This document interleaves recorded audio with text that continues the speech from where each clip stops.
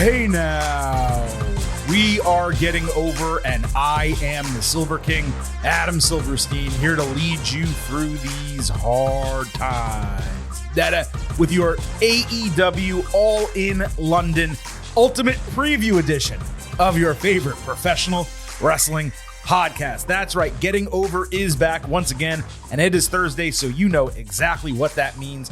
We are here to break down everything that happened in the world of AEW this week, but we are also previewing the biggest wrestling event in history, AEW All In London, going down this Sunday from Wembley Stadium. We have an absolute ton to get to on today's show. Vintage Chris Vanini will be along momentarily, but before we get to him and before we get to AEW All In, I need to open the show with a few reminders. First, of course, that the Getting Over Wrestling podcast is all about Defy. So please do not forget to leave those 5-star ratings for us on Apple Podcasts and Spotify. On Apple, if you take a little extra time, leave a 5-star written review. We will read that live right here on the show. For every week, but especially this week, I do need to remind you to follow us on Twitter at Getting Overcast. Not only for episode drops, news, analysis, highlights, all of that good stuff, but we want you to be able to participate in our pre and post show polls for AEW All In. We're going to post the first one right around when 0 hour begins, the pre-show poll and the post-show poll as soon as AEW All In goes off the air. We will give you our pre-show expectation grades here on today's show.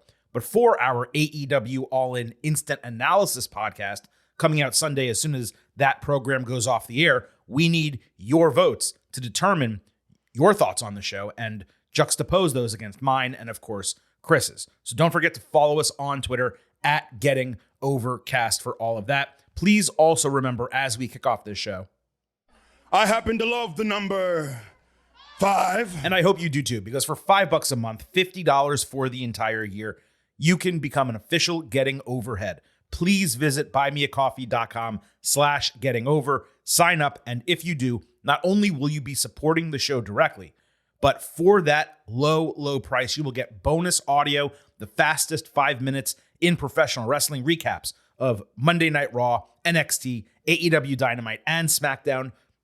I say every week, it's the vast majority of the time. Plus, news posts every single week coming out on Friday. Again, sign up, buymeacoffee.com/gettingover. All right, folks, let's get into today's show. Now, this is going to be a 2-part episode. We're going to kick things off by talking about everything that happened in AEW that does not at least directly have to do with AEW All In, the card itself. And then the second half of the show will be that AEW All In Ultimate Preview. Vintage will join your boy, the Silver King, to break down the entire All In card in the second half of the show. We're going to give our overview of the card.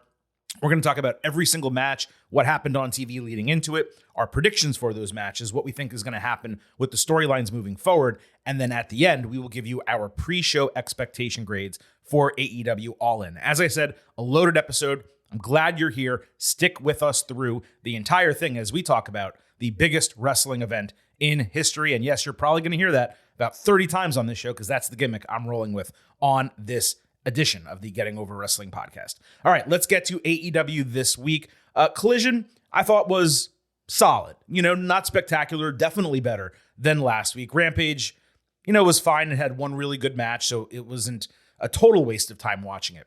Dynamite on Wednesday, I found to be an extremely entertaining episode. It was funny how focused AEW used to be on the in-ring product, yet this show was almost entirely sports entertainment.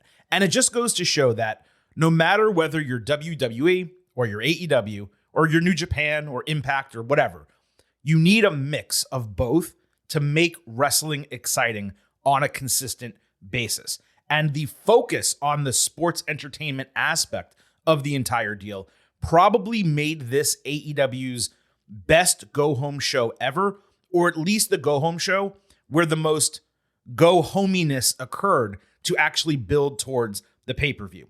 Now, that largely happened because they needed to fill in a bunch of storyline holes for All In that really should not have existed at all this late in the process. Some of them were sloppily done. Others were solid. Tony Khan did mention that A couple bookings had to change due to unforeseen circumstances, so perhaps that's the reason for some of it. But as we noted on last week's show and shows prior, the build for All In mostly started 2 to 3 weeks too late in many cases.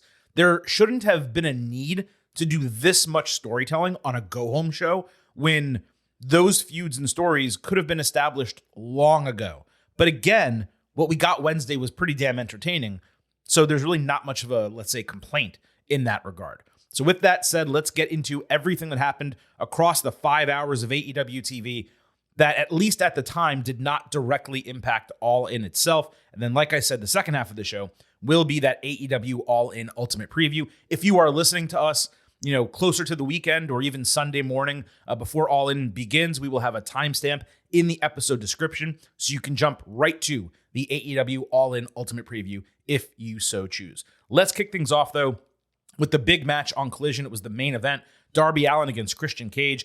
Allin hit Code Red and then tried coffin drop outside into Luchasaurus, only to get caught cold and clotheslined by Christian.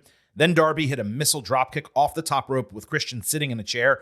Outstanding spot. Next, Darby missed coffin drop onto the ring apron as Luchasaurus pulled Christian out of the way. That was a gnarly spot. Back in the ring, Christian drilled Darby with the TNT title for a fall that was saved by a foot on the rope. Darby avoided a spear with a missile dropkick into the corner.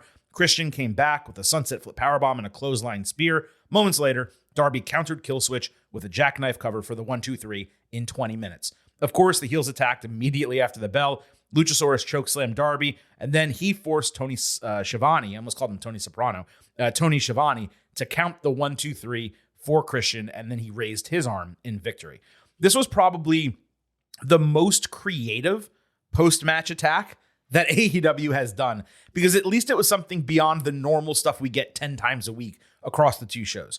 Also, man, Collision loves these really long main events. Like, most recently, this did not need to be that long, but it was quite fun, and it was wrestled well. I went 3.75 stars and a B+.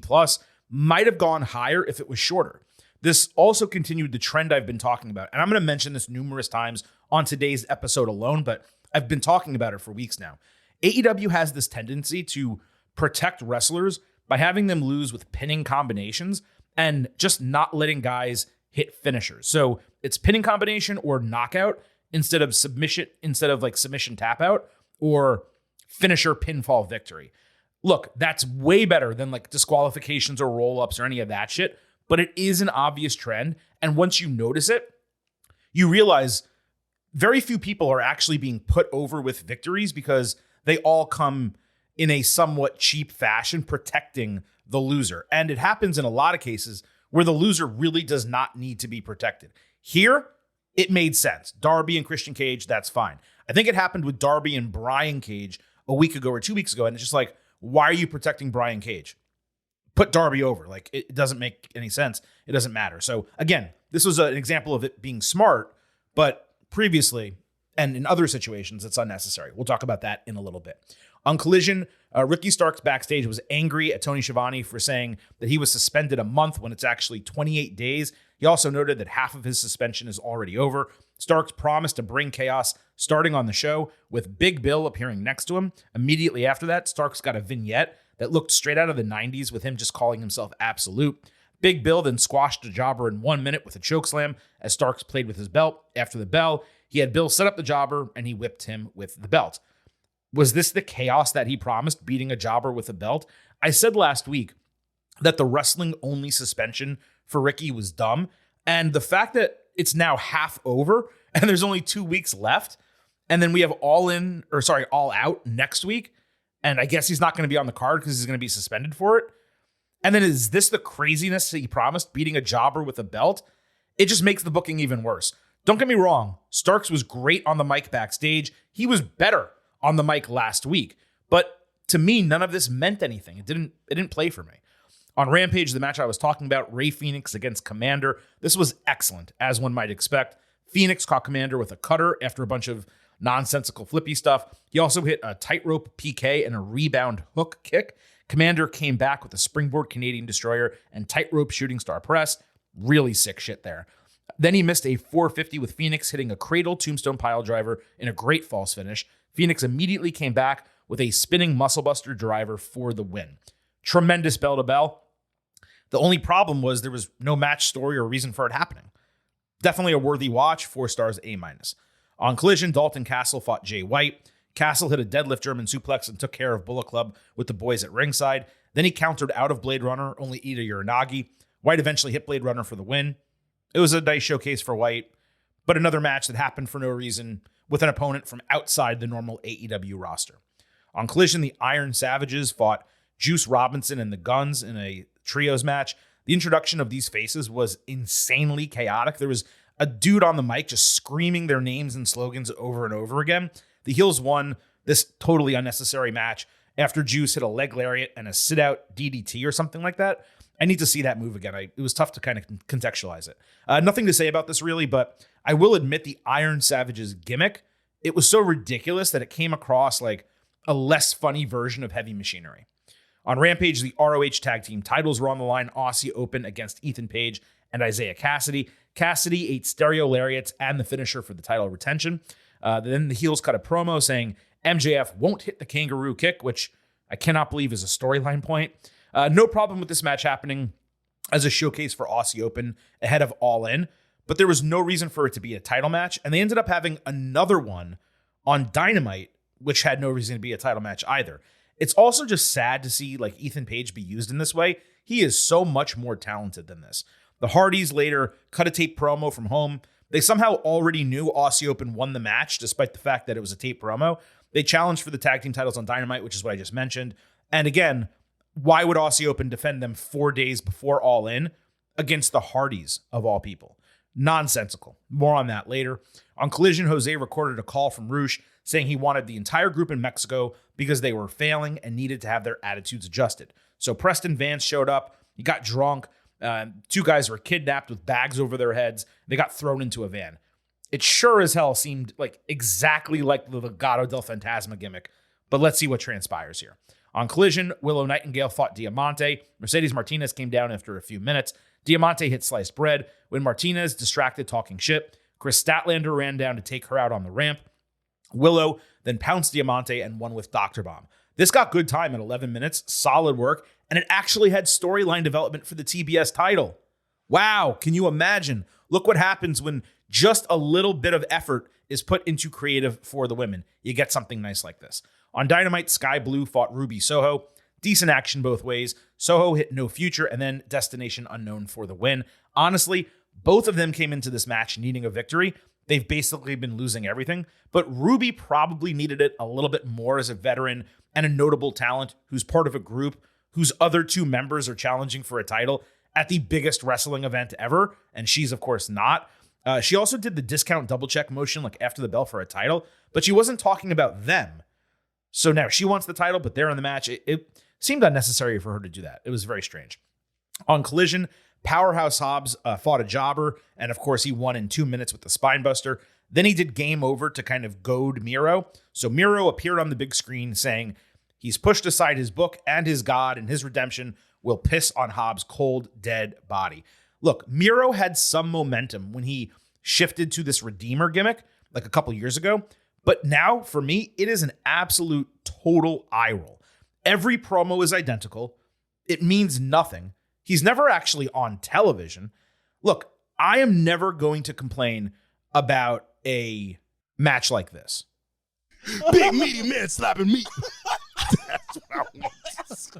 But you have to remember what happened here. Powerhouse Hobbs challenged Miro out of nowhere because he's basically the personification of redemption because he's the Redeemer. And now that random match is being put on pay-per-view like 2 weeks later at All Out. For a couple guys I'm excited to see wrestle each other, I have not been given any motivation to give a flying fuck about this actual feud. There's no real storyline. There's no heat. I do think it's going to be a banger, but now you're also putting them in a position where one of them is going to have to lose this match. So it's either Miro, who just returned like 2 months ago at the start of Collision and has been squashing jobbers and done absolutely nothing, so he badly needs a win, or Powerhouse Hobbs, who's still, for some reason, with the QTV jobbers, who badly needs a win because his return has been completely wasted as well because all he's done is lose.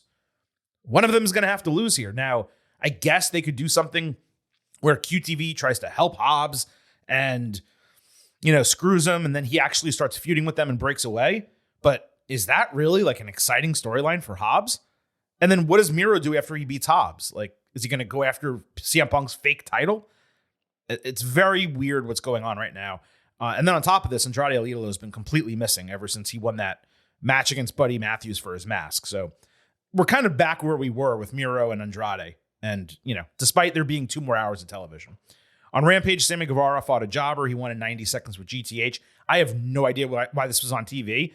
Nothing's even happening with Guevara right now. He's Jericho's second, Chris Jericho's second in his feud, but why he needed a squash match on TV, I have no idea. On Rampage, Nyla Rose cut a tape promo talking about being an AEW original and the most dominant former champion. Cool. Let her have matches on TV and start using her again. When you do that, I'll care. On Rampage, The Righteous and Stu Grayson got a promo package. Apparently, they're coming to AEW from ROH. It was okay. Do we really need more ROH people on AEW TV? Are these guys even good? I mean, I don't know. There's so much talent not being used. It just doesn't really make sense to me. But look, that was it in terms of everything that happened across the 5 hours of AEW TV that did not necessarily directly in the moment have to do with All In. So with that said, let me go ahead and bring in Vintage Chris Vanini for our AEW All In London ultimate preview ahead of the biggest wrestling event in history. Before we get to Chris, though, allow me to speak for a moment about a cool new product that has been introduced by G-Pen. It is the Tyson 2.0 Higher Vaporizer. This was done in collaboration with Iron Mike Tyson, of course, a legendary heavyweight boxing champion who we have seen in WWE and AEW previously. This vaporizer, it is fully customized in an awesome red boxing glove case, packaged real nicely with Tyson colorways. It utilizes G-Pen's new dual-use vaporization system, which proves to be an absolute knockout. I have held this. It looks incredibly cool. If you are someone who utilizes vaporization for one reason or another, the Tyson 2.0 Higher is something you definitely want to consider getting your hands on. It has rapid pass-through charging via USB-C. It's lightweight and durable with anodized aluminum casing. The Higher redefines the limits of sheer power and portability, and utilizing the simple 3-button operation, there's 5 LEDs that helps the user experience. The Tyson 2.0 G-Pen Higher, it allows for easy setup and activation while allowing an uncompromised knockout experience. Be sure to check it out at gpen.com. Now let's actually welcome Chris into the show. Vintage, great to have you with us. Look, let's go into this AEW All In London ultimate preview. We'll start with maybe an overview of what we both think about the card. We'll get into the individual match breakdowns, of course, everything that happened across Dynamite and Collision, leading into them. And we'll give our predictions and picks and all that good stuff as we move forward here. So as of this taping, it's an 11-match card. There is 1 0-hour bout and probably more to come. Taking an overview of this card, I think the way I want to format this is by saying the right names are being featured. No doubt about that. But I cannot help but feel that to some degree, it's like a glorified house show card more than anything else, which is not exactly fitting of the biggest event in wrestling history. That is something that should be filled with dream matches and the culmination of long-term storylines. That's not to say the card is bad. It's just with a roster like AEW has, it feels like this should have been their WrestleMania. Instead, it kind of feels more like a Blood Money in the Sand show, but obviously with way better matches from like a work rate standpoint.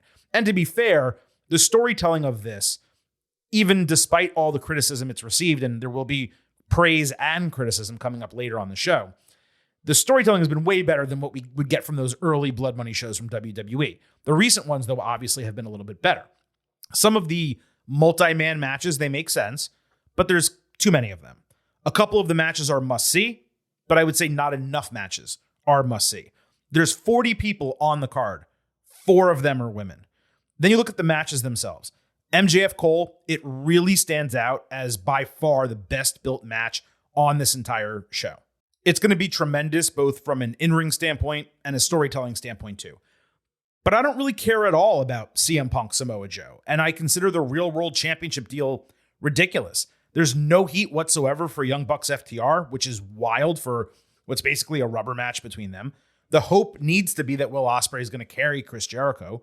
The Bullet Club Trios match, now don't get me wrong about that. That is going to be a banger. But it feels like it probably should have been a singles match, though maybe that's being saved for All Out, and if so, that's okay. The women's match kind of feels like it should be a singles match. Hikaru Shida, Toni Storm, one-on-one. The other women don't really need to be there. And then you have the ROH tag team titles being contested on the show, which might just be a plot point because it is happening in 0 hour, but it's also not really for me. So again, there's some big pluses. The talent that's on the show is fantastic. I mean, it's a WrestleMania card in terms of the names that are involved from an AEW standpoint, obviously. But for the matches themselves and the build, despite me enjoying Dynamite very much on Wednesday night, I thought it was a great go-home show. It filled in a lot of plot holes. This card does, for me, leave a lot to be desired coming in. Yeah, we'll get into what this whole event means for AEW at the end of the card. It obviously is a event unlike anything we've seen in this company and maybe just in general outside of WWE. But as for the card itself, it kind of feels like a old WrestleMania card when those shows were like 11 matches long and the show would go 6 hours, and you wanted to get everybody on the card, and the women's match had 3 or 4 people in it, and you had a lot of multi-man tag matches to get everybody in. So I'm not excited for every match on the card. The build to a lot of these has been sloppy. I know there were rumors the card had to be kind of ripped up a few weeks ago, and I think that represents that. But in general, it feels like AEW did what they could to try to make it feel like a giant show in terms of who's on the card. It's just the steps to get there have been very hit and miss. Sure. Well, I mean, it is the biggest wrestling event in history. So let's not, forget that as we go through this, that it is indeed the biggest wrestling event in history. So yeah, let's go into this biggest wrestling event in history and start with the very first match, which actually is a bit of a spoiler because Collision was taped immediately after Dynamite on Wednesday because everyone obviously needs to go overseas. So if you really are that concerned about getting a spoiler for a single match booking on the show, then you can probably skip ahead. Let's call it 2.5 to 3 minutes because this one's going to be short. But we're going to talk about it first here. It is the FTW Championship will be on the line. Jungle Boy defending against Hook. Chris, simply for me, this is not a match that should be on All In. Hook has been off TV for weeks ever since he lost the FTW title. Jungle Boy has been fighting and arguing with ECW legends. The match itself doesn't have much of a high ceiling, and the show is already going to be incredibly long. They should have just saved it for All Out. It's literally next week. I don't know why you wouldn't put this on that show. Given the storyline about Jack Perry trying to retire the FTW title and everything that's happened, it just seems like a switch back to Hook is the only thing that makes sense unless Jack has some trick up his sleeve, like someone interfering and getting his back. But I didn't see Collision, so I don't exactly know how it was built into this happening. Jungle Boy was originally going to retire the FTW title, and that's not what obviously happened on the show. So I guess I'm predicting Hook to win back the title. I don't think it does anything for Jungle Boy. This feud, I don't necessarily think has done much for Jungle Boy. So yeah, I mean, we're going to get into much more detail on the rest of these matches, but for this one, it's kind of a shrug. Well, you keep calling him Jungle Boy, but he's basically going by Jack Perry now, pretty much. I called him Jack Perry also. I said both. With the heel turn and everything. We'll talk about it at the end, I guess. But again, having All Out a week after this is one of the most ridiculous things I've ever seen in the history of pro wrestling. We'll talk about that later. Yeah. But it feels like, again, look, Jack Perry is the winningest wrestler in AEW history, I think, and one of the 4 pillars. And so if you're doing the biggest show in wrestling history, you want him to be on the card in some form. For that reason, the story has been not much. I don't love Jack Perry's new entrance music and stuff like that, but I'm going to say he retains here, maybe in some sort of chicanery, but I think Jack Perry wins on this pre-show match. All right. Well, we also had a trios title match that was added on Dynamite. It's going to be the House of Black defending against Acclaimed and Billy Gunn. But how did we get there? That is the question. So starting on Collision, House of Black got a video package carrying Billy Gunn's boots, talking about how he was a shadow of what he used to be. It sounded like they were going to do some type of burial ritual with the boots, which I was kind of looking forward to seeing how they would do that visually. Instead, they dropped them in a trash compactor. House of Black. All these vignettes that we've gotten from them, they're throwing boots in a trash compactor. Clearly, it was obvious from this they're doing something with Gunn returning alongside the Acclaimed. My hope was kind of, hey, maybe he'll make believe he's a face, but he's actually going to join House of Black, and there's going to be this weird thing where they got into his head. But then I also kind of thought, I kind of just want this whole thing to be over. So then we moved to Dynamite, and the Acclaimed stormed to the ring and called out House of Black. They replayed the video package prior to them doing that. So House of Black, they had a cool entrance as usual. They beat them down 3-on-2.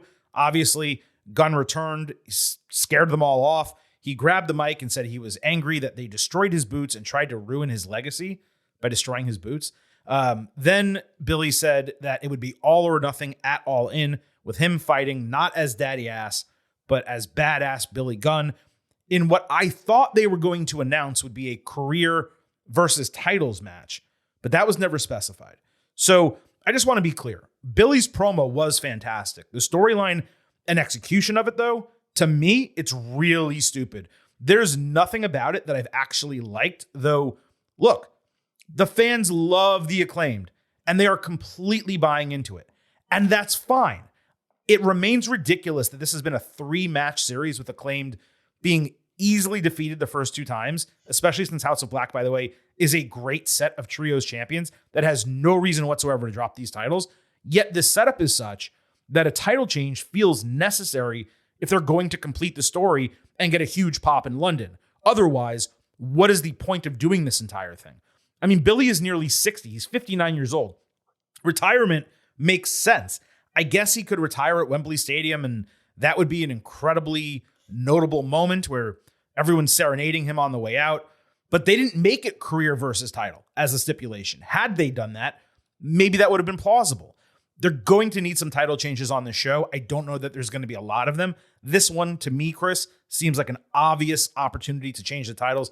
It just really doesn't make any sense to take them off House of Black when they've done such a good job with them. And there's not really been a trios, even though there's tons of trios in AEW, there's not like a trios division all competing for the title. It just feels like it's been Acclaimed over and over again.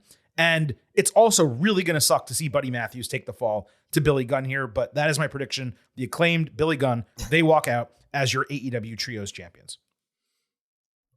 Well, part of the reason you don't have a trios division is because you have faction warfare going on at all times, too. You know, like we've got 10-man tags at every pay-per-view and stadium stampedes and stuff like that. So trios has been kind of weird. But in terms of what the story of this was, at least at the end, my read was that Billy was thinking about retiring or kind of considering retiring. And then because of the way House of Black was going to vandalize his boots and him trying to step away, he decided he had to come back, and he's coming back as Badass Billy Gunn. And I thought it was a great promo too. I loved it. So it got me excited for this. I'm picking a title change here too. I think the Acclaimed and Billy Gunn get their moment that they've had for a while here, and we'll see what happens after that. But I didn't realize Billy Gunn, 59 years old. That is wild. Dude looks incredible. He does. And I'm excited for him to get this on this stage. He's had an interesting career. The Acclaimed continue to be over as hell. It's going to be really cool to see that happening at Wembley. Like a lot of these matches, we've never had a WWE like major show environment in AEW. Really, the closest to me, I think, is Grand Slam. But to do this in a football stadium or a soccer stadium, football stadium, 80,000 people doing that entrance is going to be really, really cool. And I'm looking forward to that as well. By the way, his freestyle, his rap for the entrance walk, it better bang. I mean, you want to talk about pressure? You're doing that in front of 80,000 people. Maybe House of Black attacks them and they get away from it, so they don't have to, because it's going to be tough to do that over you better not stadium. Do that. I'm just saying, over stadium mics. You better give that stadium the entrance that they want in that setting. You would hope so, but look, a lot of pressure on Max Caster to deliver. He better be writing that now. Hopefully it's already done. It should have been done 2 weeks ago. He should have perfected it, recited it a million times, because you do not want to mess that one up at Wembley Stadium. By the way, hey, wait. What are the odds here? By the way, on that rap, a Harry and Meghan reference. What are we gonna say? What are we gonna say? Where's that line at? Like, I would say minus 500. I would say 90%. Yeah. You want to do a minus 1,000. Yeah. Yeah. That's got to be in there. There's going to be a Harry and Meghan line. I don't think he'll do. I think he's smart enough not to do Queen Elizabeth, obviously, because she died. Maybe a King, maybe a King Charles line. Maybe something about the Prime Minister. But Harry and Meghan seems like a layup. I mean, almost for him to do. So it'll be really interesting for sure. All right, let's keep going. Darby Allin and Sting. This was booked against Swerve Strickland and AR Fox in a coffin match. So on Collision, we saw footage of Darby and Sting attacking Fox at a random independent show. I got to admit, it popped the hell out of me to see Sting, of all people, randomly showing up at like a bingo hall to beat the shit out of somebody. That was cool. It's maybe the coolest thing that Sting has done in this return to AEW, I got to tell you. Darby and Nick Wayne then cut promos on the heels, promising to beat them up on Dynamite. And this was confusing to me because basically they were giving us 3/4 of the All In match on Dynamite 4 days before the show. Now, obviously, I figured the heels are going to win, and then the faces will win in London. It makes sense. Give Swerve a victory, and then on the big show, Swerve loses. Let's actually talk about what happened on Dynamite. So we had Darby and Wayne against Swerve and Fox in a tornado tag team match. There were some heavily choreographed spots, but also some tremendous high risks. Strickland hit the Swerve stomp off the apron, putting Darby into a chair. Wayne's nose got busted open hard way, it seemed. He kicked out of a corkscrew brainbuster, a cradle fisherman suplex, and Swerve's head kick. And I got to repeat what I've said previously on the show. I love that they care about this guy, and it's clear that Nick Wayne is talented. They are booking him way, way too strong as an 18-year-old neophyte in his first month in a major promotion. Anyway, Darby was knocked out cold at ringside this entire time, so they weren't even broken falls. Then Wayne avoided a 450 splash and folded Fox over in a trap pinning combination as Darby grabbed Swerve's foot and the baby faces got the 1-2-3. After the bell, Swerve turned on Fox for the loss, saying he blows every opportunity he gets. Swerve said this was a test that he failed and he can't trust Fox at All In. Prince Nana then fired him from Mogul Embassy, with Brian Cage taking his head off with a lariat and a drill claw. So then Darby, Wayne, and Sting all run down, and Allin offers his hand to Fox, lifts him up, and hugs him. Then he calls Swerve stupid for excommunicating Fox and now being on his own in London. So Swerve laughs at him. And then Christian Cage and Luchasaurus show up. Christian repeats the whole "your father is dead" thing because Wayne's father is dead, so he gets to give him shit about that. He got his normal heat shitting on his dad for an extended period. And then the thing kind of just ended. And my take coming out of it first was, holy shit, this segment went on forever. They also, in the moment, didn't clarify what the match would be. It was a 4-on-4 standoff on TV, but the match was booked 2-on-2 for a coffin match. So I was wondering, is it now Swerve and Christian, a 6-man, or an 8-man? I thought it was going to be an 8-man because there were literally 8 wrestlers standing there that could have all fought together. Tony Khan mentioned in media this week, as you said earlier, that he had to make a number of changes to the card for unforeseen issues, and one of them is Fox couldn't make the show. So they pivoted. But it ultimately will be 2-on-2, Swerve and Christian against Darby and Sting. Now, look, you got to do what you got to do in reality. In kayfabe, it made no sense for them to tell this whole story for Fox. He joins Mogul Embassy and Swerve. He absolutely bludgeons and bloodlets Nick Wayne at his home a couple weeks ago. And now Darby's just open arm, willing to accept him back 10 seconds after Swerve turned on him because he lost a match. Why not just let Brian Cage wrestle with Swerve? That would actually make storyline sense. I know they wanted Christian. He's a bigger name on the card, but he wasn't going to be on the card anyway. So what are you doing? The story did help explain why Wayne beat Fox in the match, though, because when it happened, I was like, are you really going to have the baby faces go over on Dynamite and then have them go over again in London at the biggest wrestling event ever? And it was also another loss for Swerve in what may now be one of 2 this week. Ultimately, it was all okay. It was a lot of chaos. A lot of stuff happened. But Chris, I did think it was sloppy and a lot of story shoved into a really short window on what was already a packed show. Yes. And you would like to think some of these issues could have been figured out a while ago, so you don't have to make these changes late. But to be fair, on the Darby picking up AR Fox line, he didn't just. It wasn't just because he lost. Darby said, "Hey, you helped me stay at your place when I was homeless or whatever. Like, I'll always love you for that." He gave a reason, but he still did it 10 seconds after he lost a match, 2 weeks after he tried to kill Nick Wayne. No, I agree. I wanted that. It was important context in there in terms of like why he did what he gave. He explained it. It wasn't just He explained it. Enemy of my enemy.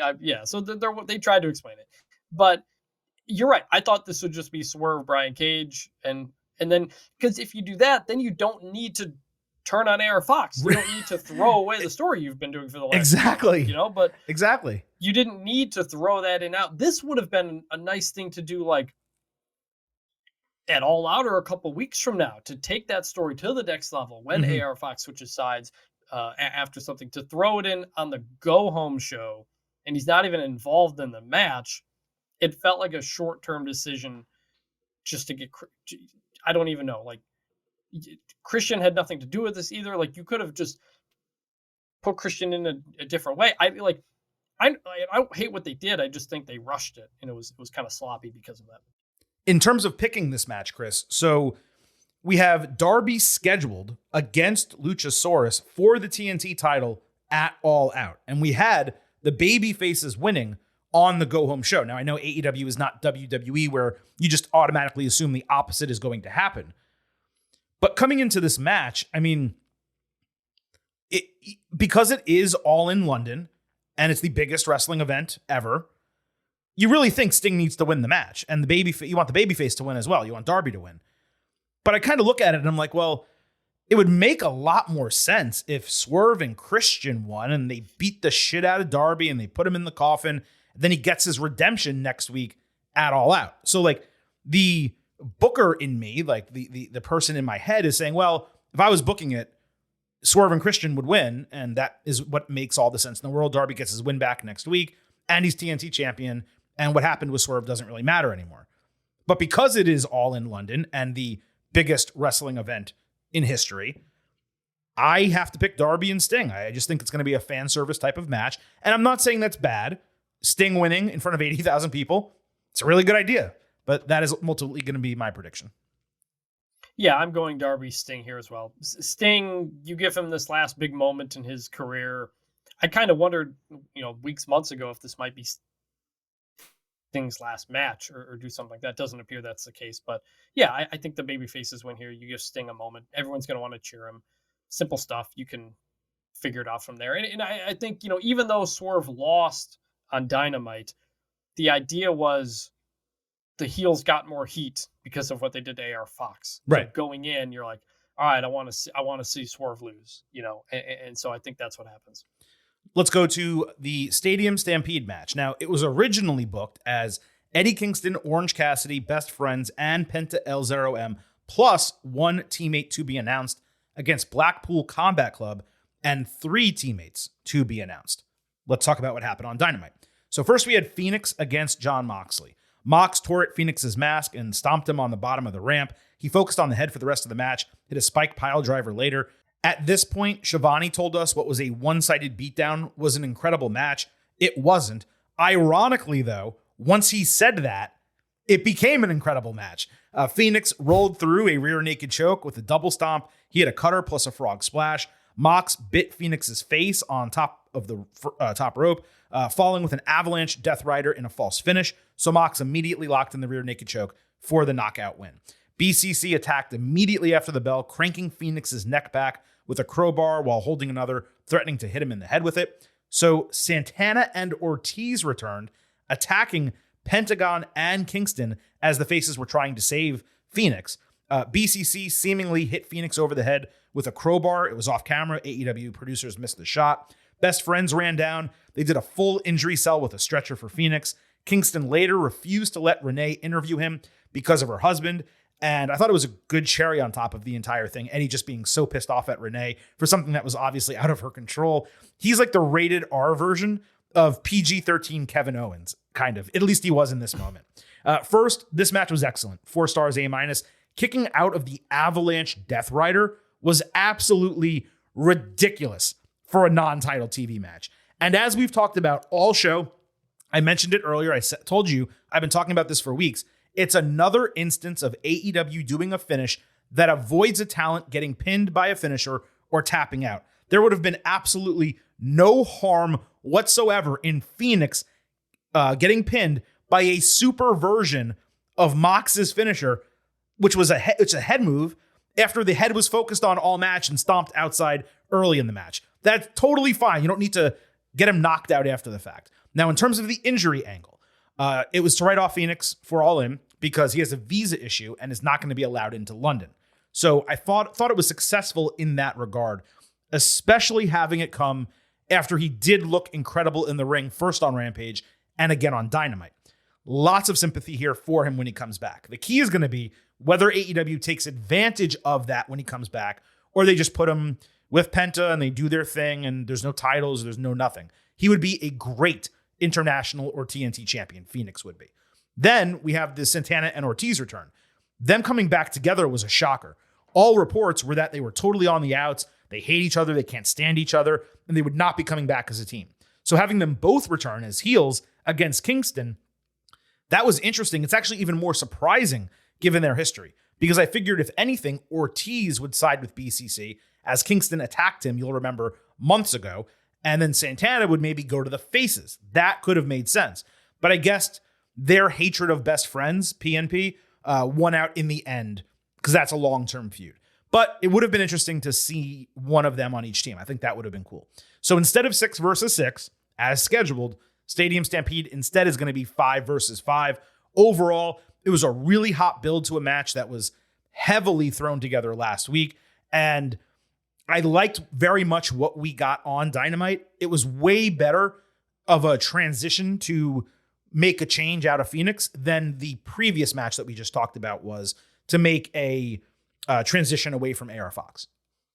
We've only talked about a couple matches here, and already 2 of them were like, oh, someone who was going to be in the match got written off on the go-home show. Like, I don't know the details of when the visa issues came up, but you figured that's got to be determined well in advance. Like, to not have Phoenix on your biggest AEW show of all time is incredibly frustrating. Same with not having Bryan Danielson because he's hurt. And so, like, it was a weird mix of things happening. And this whole segment was incredibly sloppy.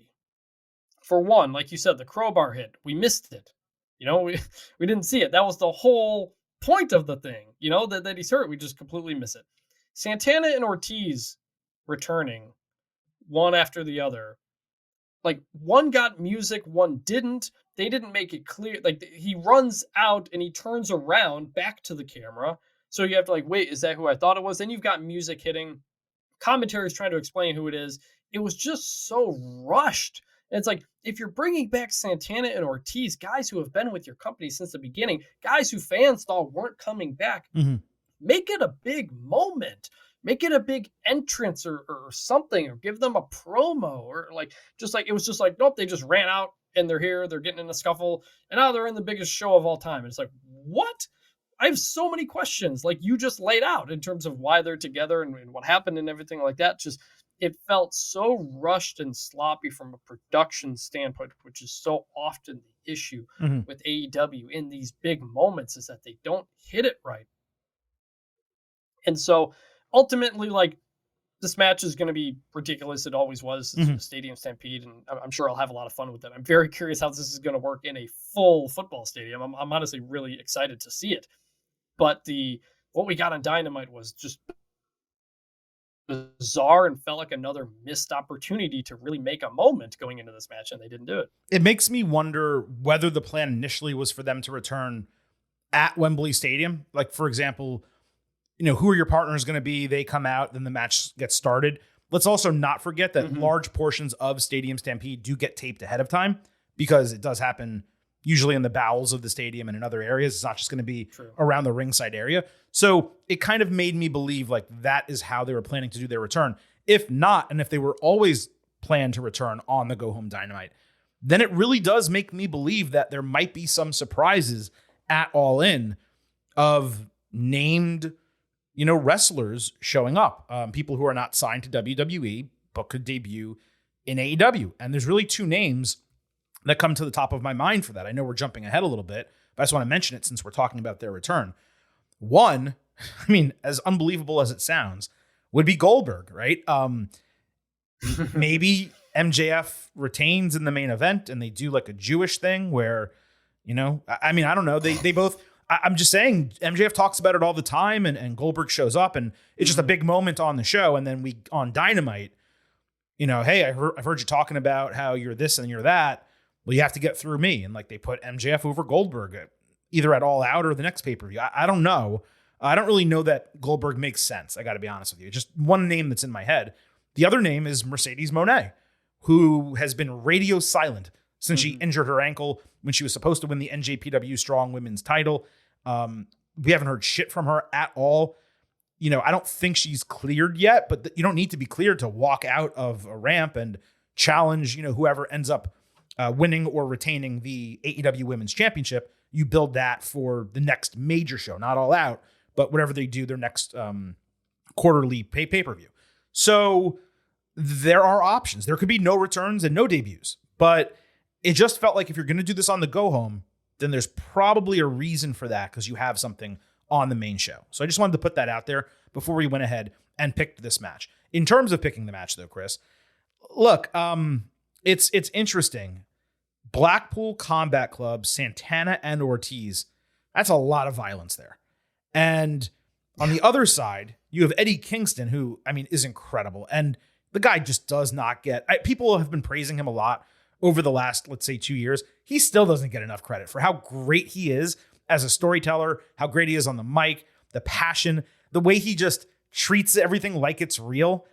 I love Eddie Kingston so much. But you have him, you have Orange Cassidy, you have Best Friends, you have Penta.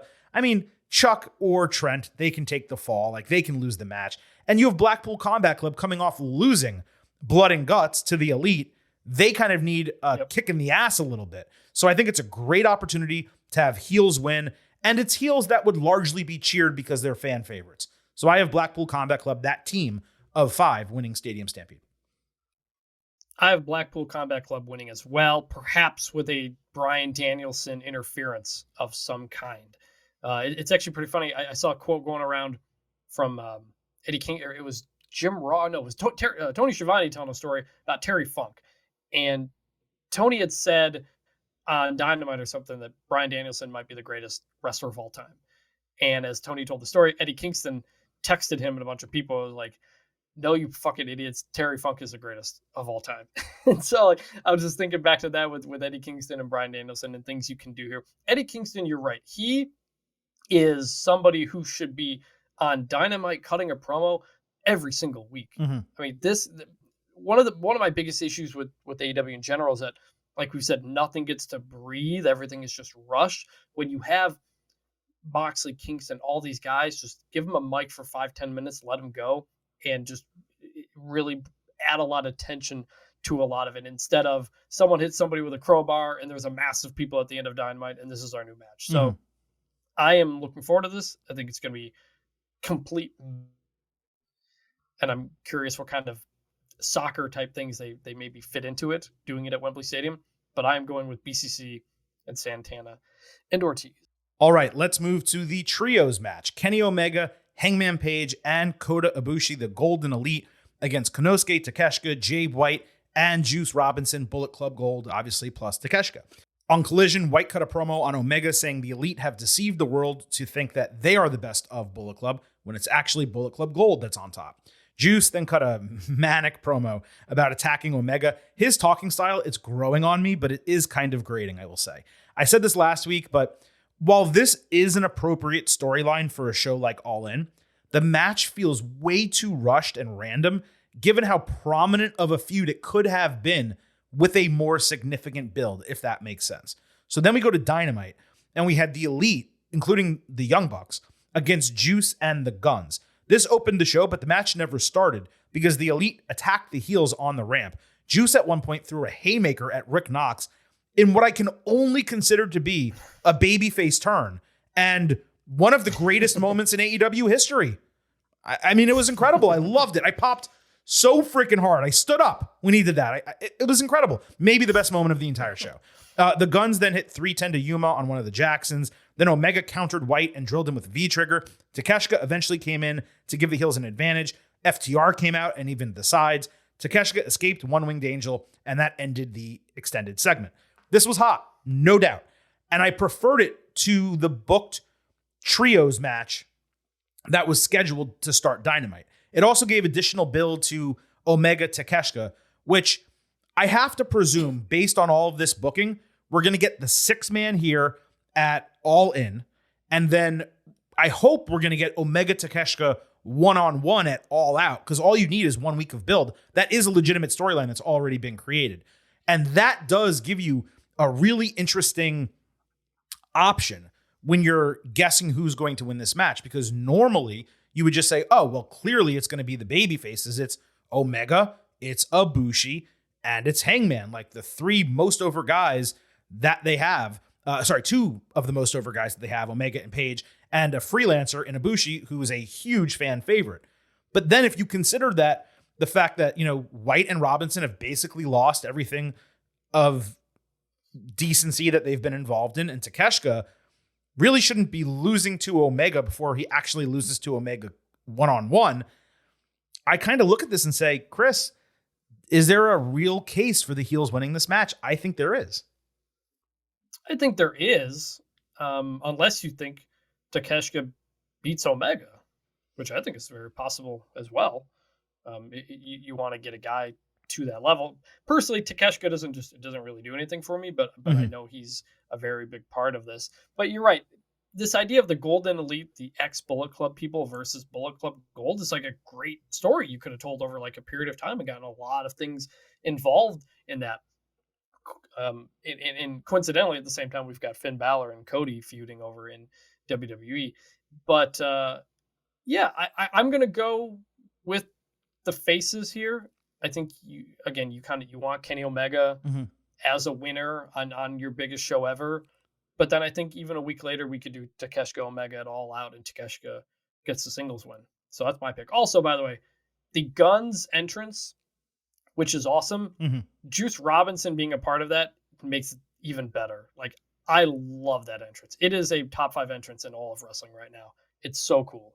I mean, I disagree with it being top 5. With Many Men, when they play the 50 Cent song, then I could make an argument that it's a top 5 entrance in wrestling. But with their normal music, for me, it's just a nice looking entrance. I don't think it's anything that special, but I do agree that visually it is cool. No question about that. Yeah, I don't know. I mean, on a show like this, so it's tough, right? Because what did I say earlier? It feels kind of like it's a house show card. If it was a house show card, then the baby faces win this. Like, there's no need whatsoever for heels to win any kind of match like this, because it doesn't actually matter in the grand scheme. But even though in many ways it feels like a house show card, it's actually not a house show card. And already, just going back on what we've already talked about, I've picked Darby Allin and Sting to win. I've picked the Acclaimed to win their titles. And there's going to be some more baby faces later that I'm choosing. I think I'm actually going to take the heels here. It's probably the wrong pick. I guess if there's odds out there for this match that Omega, Page, and Ibushi are heavily favored because they would get a huge crowd pop for winning, there's just something kind of inside me that is forcing me to pick the heels. So I think that's what's going to happen. I'm going to pick the heels, and maybe we get Takeshita Omega at All Out. I think that makes all the sense in the world, and the best way to lead into that match is by having the heels win this first. So that is my pick. Let's go. Sorry. This is, well, real quick, this is a spot where if I could have redone this card in certain ways, I would have had Kenny Omega versus Jay White as a singles match. Like I've said many times, Jay White since coming to AEW has just really been a letdown because they haven't let him shine. And this would have been a great spot to do it on what you want to be your biggest showcase card. You could get rid of the trios tag match. Doesn't need to be on this. Some other things. There aren't as many 1 versus 1. I can't believe this match is happening type of things. And instead we've got a lot of really good dudes put into the 6-man tag instead of breaking them out more. I actually would have preferred Omega and Hangman against Jay and Juice with no Takeshita and no Ibushi. I love Ibushi. I love Takeshita too. Very talented. But we have the Omega and Hangman, the old team, Jay White and Juice, the current team. There's history and story there that they could tell. And then you can use Takeshita as the guy who interferes in the match, gives the heels the win, And then Omega fights Takeshita at All Out. And that would have been super clean. Yes, Omega Jay White one-on-one, that would have been awesome. But you really need to build that. That's a match that should be for the AEW World title. That doesn't necessarily, need to be in a situation like this for the biggest wrestling event in history just because they're in Wembley Stadium. So I'd have done tag team instead of trios, but still, this is going to be a great match, and it does have a chance to legitimately steal the show. Okay, let's move on to Chris Jericho against Will Ospreay. On Dynamite, JAS confronted Sammy Guevara for getting Jericho's back last week. Sammy said, being there for your friends when they're wrong is part of friendship. They suggested Jericho would not be there for him when he needs him. Then we got a contract signing for the match. Ospreay came out with Don Callis. Sammy had Chris's back. There was also security in the ring. Callis cut a promo trying to explain the storyline, but I'll tell you that was quite forced. Ospreay then cut a real passionate promo saying once he beats Jericho, he'll be the only man to have beaten Jericho, Omega, and Kazuchika Okada inside of a few months. Perfect timing because his New Japan contract comes up later this year. Ospreay said he's better than the best in AEW, and then he signed the contract.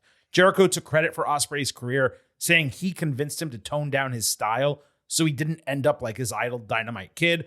Jericho said All In was bigger than any WrestleMania or anything in the Tokyo Dome. Let's not forget, it is the biggest wrestling event in history. Then it got hot with security. Maybe for the first time in wrestling history, they successfully separated them without many punches being thrown to end the segment without a full brawl happening. Now, the most interesting part of this segment was Ospreay talking about his contract. The long assumption has been he's just going to re-sign with New Japan and continue to work AEW periodically as he has been. He's really, right now in New Japan, set up to be like the number one gaijin and basically run that entire promotion. Almost, I don't want to say be their Roman Reigns because that's Kazuchika Okada, but like the Seth Rollins or better over there.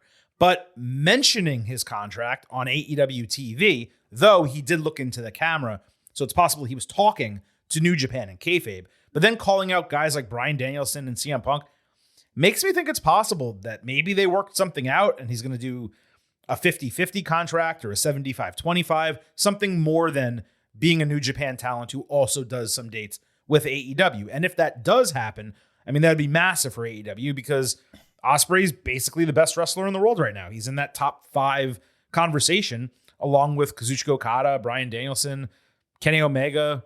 I mean, you can certainly throw Gunther in there, Roman Reigns differently, but Roman Reigns is up there as well. Point is, it would be a huge signing. But anyway, let's go back to this. In terms of the match build, they hit on some decent points. Ospreay's promo mostly delivered. It did come across a bit cartoonish to me, the way he got so crazy amped up out of nowhere. And he put on that whole like Chav act for a Brit when he does not normally speak like that. That's not the way he cuts promos in New Japan.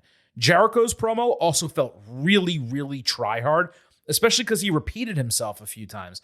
And then Callis' explanation, as I said, it was shit. But again, the goal was to hype the match. And they definitely hyped the match way more on Dynamite than it felt coming into Dynamite. And that's what matters. It's a go-home show. That's exactly what you're supposed to be doing. They achieved that. This was the best thing on Dynamite, and this might have been the best build or go-home segment for anything on this card. I love this. Come on, wait, hold on. MJF and Adam Cole, what? Maybe other than MJF and Adam Cole. That's by far the best. I mean, but it didn't go up a level at the end of the show, I'm saying. This jumped up into a level. Got it. This segment right here is what so many AEW storylines need and don't get into. Just a little bit of what's the relationship between these people and why is this happening and what is their past, as opposed to we're just going to wrestle. I'm going to prove I'm the better wrestler or whatever. Ospreay talking about being from England and what it means to be at Wembley and this is his moment, bruv. And he's not going to let Jericho take that away. And then Jericho being like, you owe me for all this success. I loved it. I absolutely loved everything about this. And it was just, there was a level of kayfabe mixed with real that it felt like this, it made this feel like this was a big deal to both these guys. That it wasn't just a match, but it was a big match for both of them and what it means for them in their careers. And a lot more matches on this card needed that. I thought this was terrific. I don't need Callis in there. I don't need Sammy Guevara in there or any of that. Just Ospreay and Jericho, the two of them together. Really, really good stuff. This feels like such a bigger match now going in than it did before that segment. Yeah, I agree with you. It feels way bigger going in than it did before. It still, though, to me, feels like it's just something they put on the card. Like, there are legitimate storyline reasons for this happening. Like, the storyline they're telling us that they were going to fight a couple years ago, and then the pandemic happened, and then Jericho with the phone call. But again, we learned all of that, like, here on the Go Home show. Had they built this out, had they done the Callis segment 3 weeks ago instead of last week, had Ospreay been around AEW and then like maybe been seen with Callis at one point, and you're wondering what's happening there, and then this happens, then okay, it all comes together. But Callis is not his manager, just like Callis is not the manager of Bullet Club Gold either.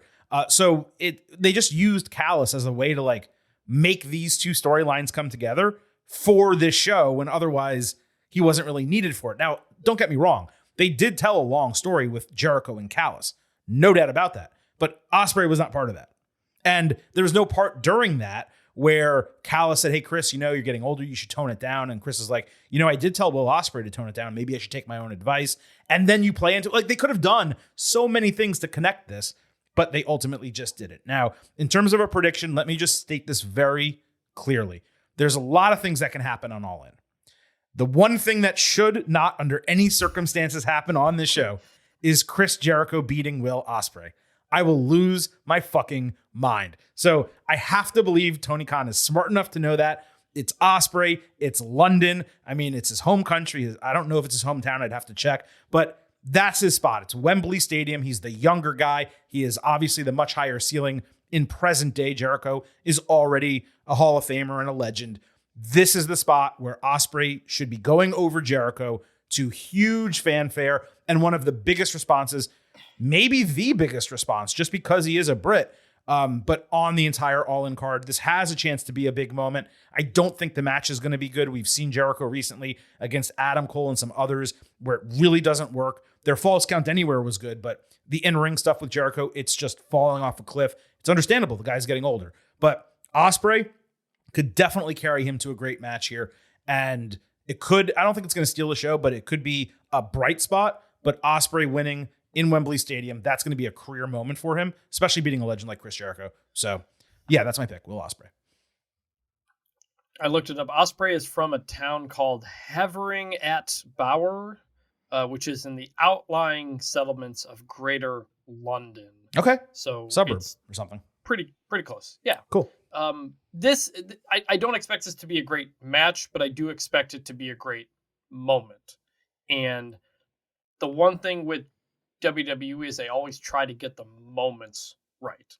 The thing you're going to remember from Jericho Ospreay is Ospreay the pin and celebrating in front of Wembley Stadium. Like that's the thing. I'm picking Ospreay here as well. The general story here of like, I'm the greatest wrestler and you used to be the greatest wrestler. Younger guy versus older guy. It's a very simple, classic story you can tell. And I thought they did a really good job to set it up. You're right. Jericho cannot win this match. I think Jericho knows that. So hopefully everything turns out the way it should. You would think he knows that. And yeah, the idea of like Ospreay on the top rope with the Union Jack, that's such a possibly incredible picture. You got to go with him. No question about it. Let's move to the Real World Championship. CM Punk against Samoa Joe. On Collision, Joe was scheduled for a match against an obviously fake masked wrestler, and this was supposed to open. That wrestler attacked Joe from the jump and laid him out with "Go to sleep." And of course, it was Punk who accepted the challenge officially. Other than Joe looking stupid for not realizing what was clearly about to happen to him, it was a pretty hot start to Collision on Saturday. And look, Chris, that's all there really is, but I maintain that this entire Real World Championship storyline with Punk, it is flat out absurd. The fact that there's 2 title matches on the show, like world title matches, is nonsensical when one of them is not real. And it's not like there's a built-in storyline like I thought there was going to be, where the winners are scheduled to fight each other the next week at All Out to determine the actual world champion. So that means Punk is going to continue carrying this title at least until the next pay-per-view. I mean, after all out, whatever the next one is down the line, which means another like 3 or 4 months of this bullshit. Now, that maybe MJF goes over to Collision and they actually fight on TV. I don't think that's going to happen. From a kayfabe standpoint, Punk being allowed to carry the title and defend it on pay-per-view makes Tony Khan look like an idiot for sanctioning it. I'm talking about in kayfabe here. And this is a match, by the way, Joe and Punk, we just saw in the Owen with Punk beating Joe. Was it a good match? Yes. Was it so good that I needed to see it again? Absolutely not. By the way, Joe also holds a title already, the ROH Television Championship. Not even a factor in this at all. Could they really have not like saved what they were doing with the Ricky Starks feud and done Punk and Starks in London? You mentioned earlier about getting Jack Perry on the card. You get Starks on this card, this biggest wrestling event in history. He's in a kayfabe suspension. Not going to be on this, not going to be All Out. So as you can tell, really not a fan of what they're doing here. And this has nothing to do with my individual thoughts on CM Punk, which I expressed last week and obviously have expressed previously on the podcast. Now, in terms of the match, let me tell you this right now. They are not giving the real world championship to Samoa Joe because that would make even less sense than what they're already doing. So CM Punk will retain. He'll be able to continue calling himself by that name, and he'll continue to hold the championship with the X on it. My whole thing is I'm very surprised they went with real world championship because it just instantly sounds like it's a championship on the real world. And unless I've missed it, I'm kind of surprised the Miz hasn't made a comment about it yet. Yeah. So that's that. But you're right. Because he has this title, he's going to hold it until he fights MJF. So the pick is CM Punk, obviously, here. And this again comes back to like planning things out and not rushing things. CM Punk Samoa Joe, that was an Owens semifinal, right? Because it was Starks Punk in the final. So correct. It was like you finally did Punk Samoa Joe, the match fans always wanted, but it was I think it was in Canada and it was a semifinal, and it was like this should have been the first Punk Joe match. Like if this is what if this was what the thing was. So exactly right. I things keep changing. It'll be a fine match. I'm looking forward to it. Punk, whatever you think of him, the dude's a megastar. He needs to be on this. He's one of the biggest guys in the company. Sure. And obviously should be on this card and do this. So, yeah, the pick's Punk, and, for the wrestling fans who remember the Ring of Honor days, it'll be fun. But outside of that, we'll see. We'll see if Ricky Starks makes a run in here or try something. I don't know. So, we'll see. Let's move to the Tag Team Championship, FTR Young Bucks 3. On Dynamite, they had a face-off interview segment with Renee. Dax Harwood starts talking about his daughter and his family, his typical bullshit. So Matt Jackson cuts him off. He makes fun of him and says that they're going to go down as the best tag team in history, while FTR is going to go down as a footnote, as a team that they named on their YouTube show. Honestly, great individual line right there. This was one of few segments on Dynamite that, for me, did not add intensity or excitement to the All In match. FTR was actually terrible here. Cash Wheeler is always bad on the mic, better than he is behind the wheel. And Dax Harwood basically flubbed his key lines. It was a nothing burger for me, more of the same. I guess, hey, at least it wasn't a shoot. Get it? Of course, look, I say all of that as this comes off big news last week of Wheeler being arrested for allegedly pulling a gun during a road rage incident. To quote the dude, yeah, waving the fucking gun around? What an idiot. Wheeler bonded out. He does not have a travel restriction, so he's going to be at All In, and this match is going to go down. Now, we can get into a prediction, but do you have anything on this interview segment you want to talk about? No, not particularly. I think you kind of hit on it. This is a thing that was kind of thrown together late, so they're trying to add some stuff to it. It's been very just inconsistent, I think. Yeah, to do a rubber match in this rivalry, I mean, this should be a huge build going into it. And they're both baby faces, and it's kind of like a shrug. Okay, well, we'll fight each other in this. By the way, this matters a lot because we really have this rivalry, but you're not feeling it. I don't feel the rivalry that we know actually exists between them in kayfabe. This is a really interesting... This is where, go ahead. I'm sorry. This is where the interview segment, the idea works, but this is a segment where you get the Young Bucks, and FTR just in the ring doing a promo in front of the crowd back and forth at each other. That just you don't get very much in AEW, I think, and it's just that's something that would have added to that intensity. They do a lot of interviews for this stuff, and a lot of them are good, and we'll get to there's some more later. But there's not enough promos in the ring for me to up that intensity. The way this really could have popped, okay, is if they did not bring CM Punk to Collision one week, and FTR was in the ring, they have a match, they finish up, they're cutting a promo, and the Young Bucks come out. And you're like, holy shit, the Young Bucks are on Collision? And like you don't yet realize that Punk's not going to be there, so it works, it's fine, right? But they come out on Collision, and the crowd is amped up for it, and then they do the promo battle that you're talking about. And then you're like, holy shit, this thing is hot. It's not hot. There's no heat going into it. Look, is a certain someone going to give this 5 stars? Yes. It's probably going to be an exceptional wrestling match. I have almost zero doubt about it because these two are exceptional tag teams. I may not be a Young Bucks fan. I appreciate when they really get into it, what they can do in the ring. But the prediction for this, being able to pick this match, it's pretty damn difficult, I will say. My thought when Collision started was that it seemed weird to me that the trios titles and tag team titles were both on that brand. The way I figured that AEW should handle it is that the trios are on one brand and the tag team titles are on another brand. In fact, it's probably a lesson WWE could learn from rather than have 2 exact sets of tag team titles, do a 6-man title and do a tag team title. That would differentiate stuff between the 2 brands. I digress. So I've always thought that was interesting. So therefore I was like, oh, well, maybe the Young Bucks will win it here. But then they started doing the Acclaimed storyline. And I was like, well, if the Acclaimed are going to win the trios titles, then maybe FTR just retains and that's how it goes. But then Cash Wheeler got arrested for waving the gun around in a road rage incident. And you're like, well, it's possible that he actually faces consequences for that. The last thing you would really want would be for your tag team champions to have the belts around their waist, FTR to have the belts around their waist, and something like that to happen. So my prediction is the Young Bucks actually win the tag team titles, bring them over, quote unquote, to Dynamite.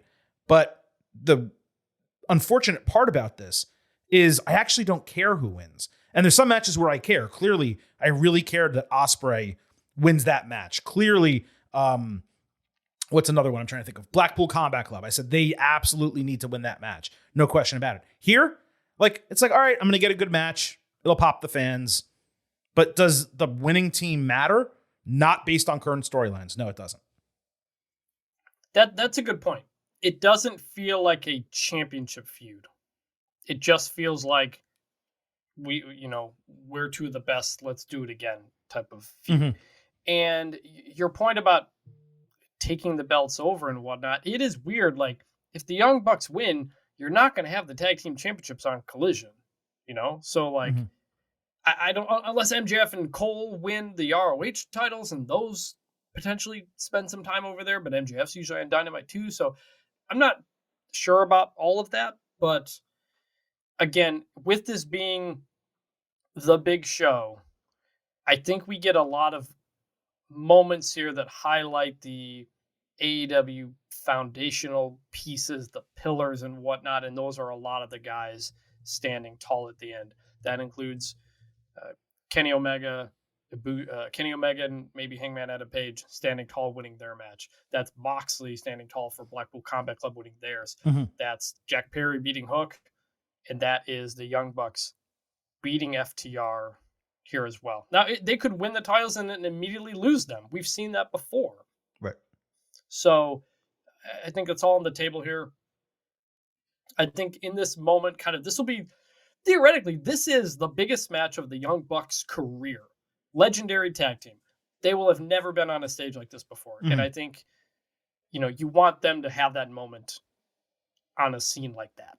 I agree with that. I think this is the appropriate moment for them to have. Yeah, that's true. Let's move on to the Women's Championship. Hikaru Shida defending against Britt Baker, Toni Storm, and Saraya in a fatal 4-way.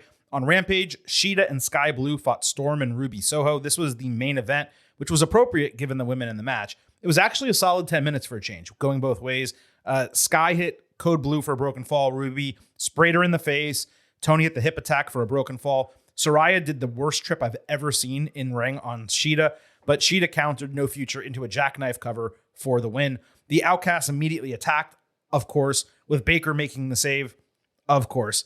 Sarcasm aside, though, it was actually a really good pull-apart brawl and overall a solid segment to kind of build towards this match. And Storm had a good promo on Collision saying the four of them are going to fight next week. Because of that, there was actually no direct build for the match on Dynamite. Again, that's fine because apparently they were going to give them a lot of time on the Collision episode in a tag team match, the two baby faces and the two heels in the Fatal 4-Way, to go head-to-head. And one presumes once that is over, they'll do a brawl or promos or whatever, and that'll build into the women's Fatal 4-Way. Still, though, they didn't mention it on the Go Home Dynamite, which they really should have. So, look, I said earlier that to me, this match should have been one-on-one. It should have been Shida against Toni Storm. They did the title change on TV kind of just to do a title change. It didn't make much sense, nor was there any real reason to do it. And going into this match, I look at the four women, and it's just like, it's probably the most confused I am about what's actually going to happen on the show, because you can really make cases for all of them. Sheeta's the champion, retaining it, fine. She's a babyface. The crowd will cheer for her. You know, it probably makes the most sense. Britt Baker, she's the top woman in the division, like it or not. And this is the biggest wrestling event in history. So we've already seen what Tony Khan has done with Britt, from her initial title run to winning the Owen. You could say, well, then he's clearly just going to put the title back on Britt here, at least for a short period of time, because it's the biggest show ever and he wants her to have that moment. Toni Storm, she might be from New Zealand, but she has a long history in the United Kingdom. Obviously, she was in NXT UK. She wrestled for Progress in London. So she has a built-in fan base there. She's also undergoing a huge character shift that we're seeing on TV, but she's a heel. And then you have Saraya, who's the biggest international name, I guess, in the match, although not under that name, technically. It would be under Paige, but the biggest international face in this match.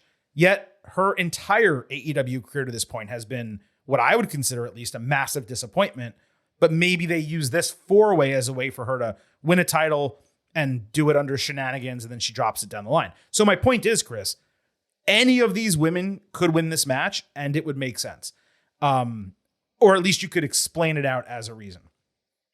I don't know what the answer is going to be. What I can tell you, though, is I really don't think Shida holding on to the title, while I like her and fans love her, I don't know what it really does for AEW.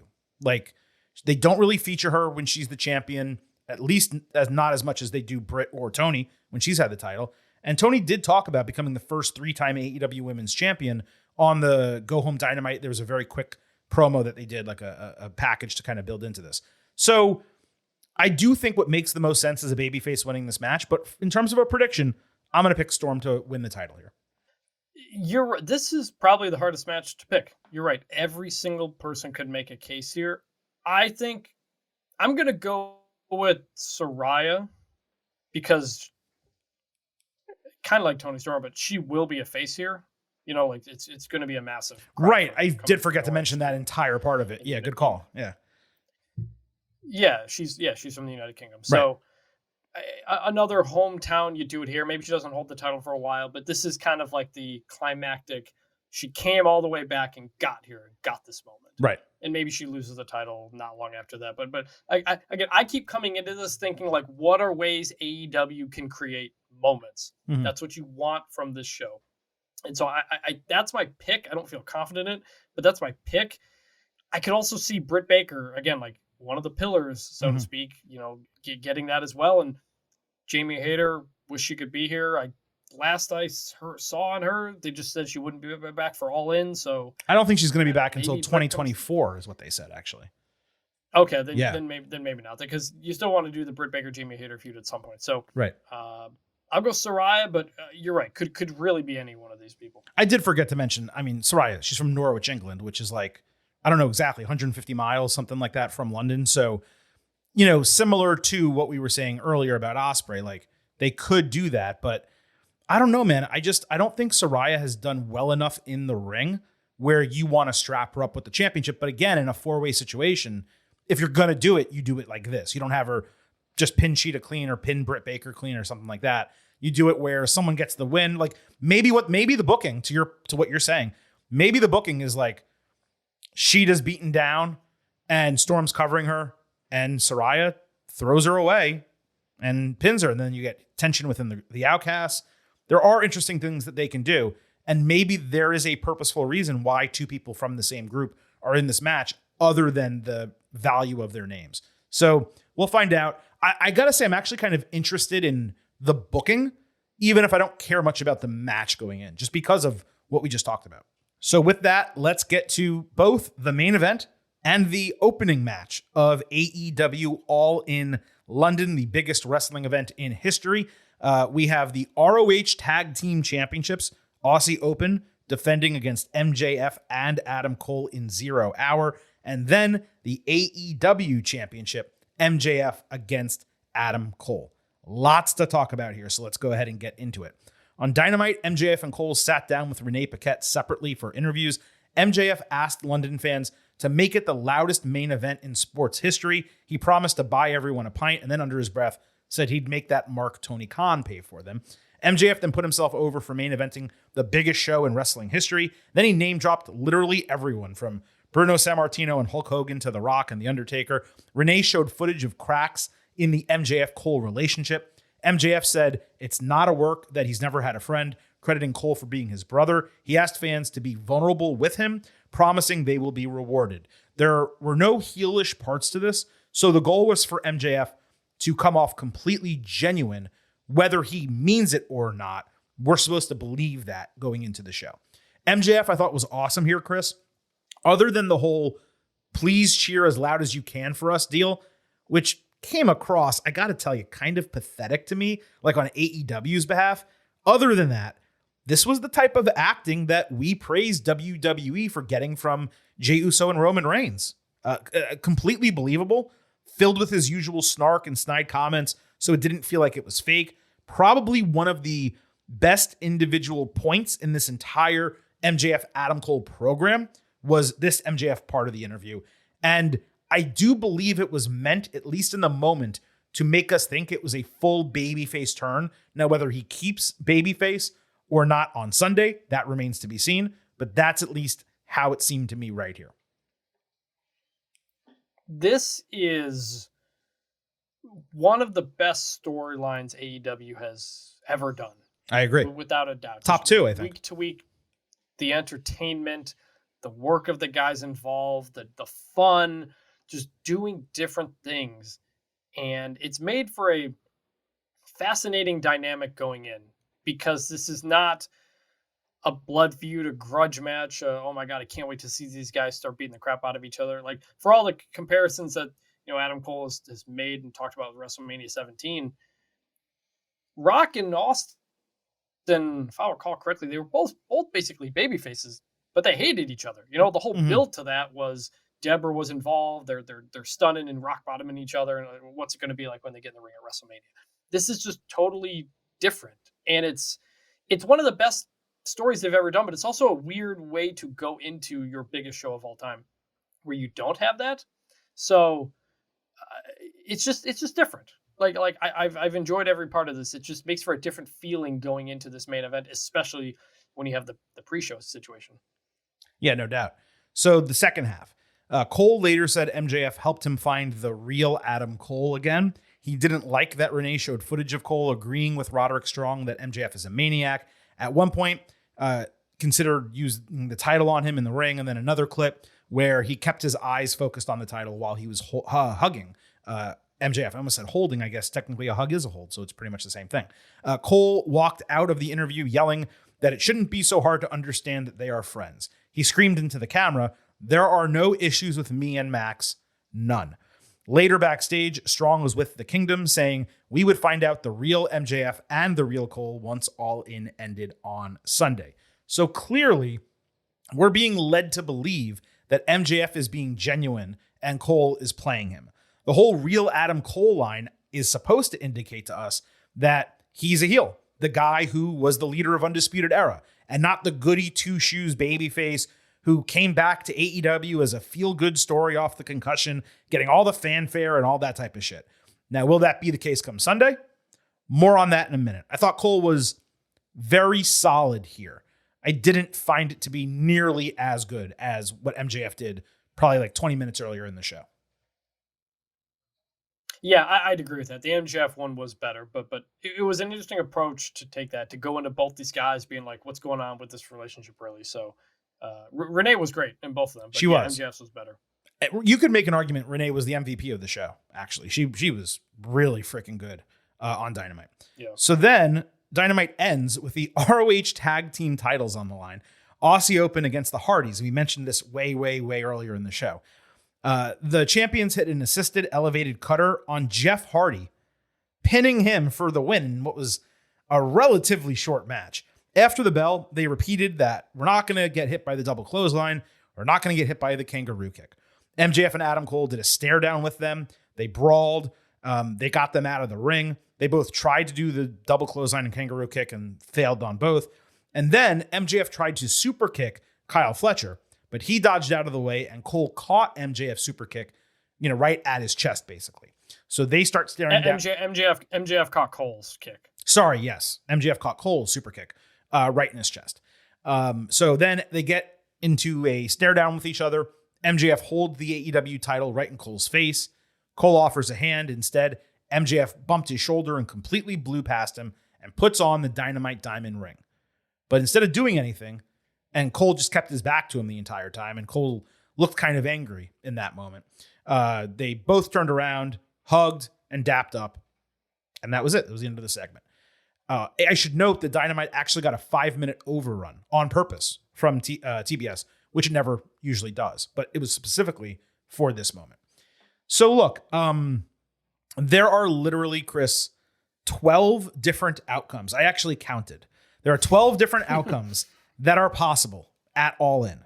Consider this, okay? They can win or lose the ROH tag team titles. They can split with MJF turning, or they can split with Cole turning, or they cannot split at all at any point during the entire show. MJF can then retain the title, or Cole can win the title. So if you mix and match all those different possibilities, because they can work within each other in any combination, then you get 12 different booking options. And look, I give AEW a lot of shit for its creative. And you know what? Deservingly so, especially in 2023. They've been struggling. But there is no doubt, and you kind of ruined what I was going to say earlier, this is one of the top storylines in the history of the company and one of the best jobs from a booking standpoint they have done to build a really big match at a really big pay-per-view. I think it's been fantastic. I did note last week that the 2 prior weeks, to me, the comedy was an eye roll, and it really got away from what it was doing previously in the build of their relationship. They completely got back to that on the Go Home Dynamite. That was good.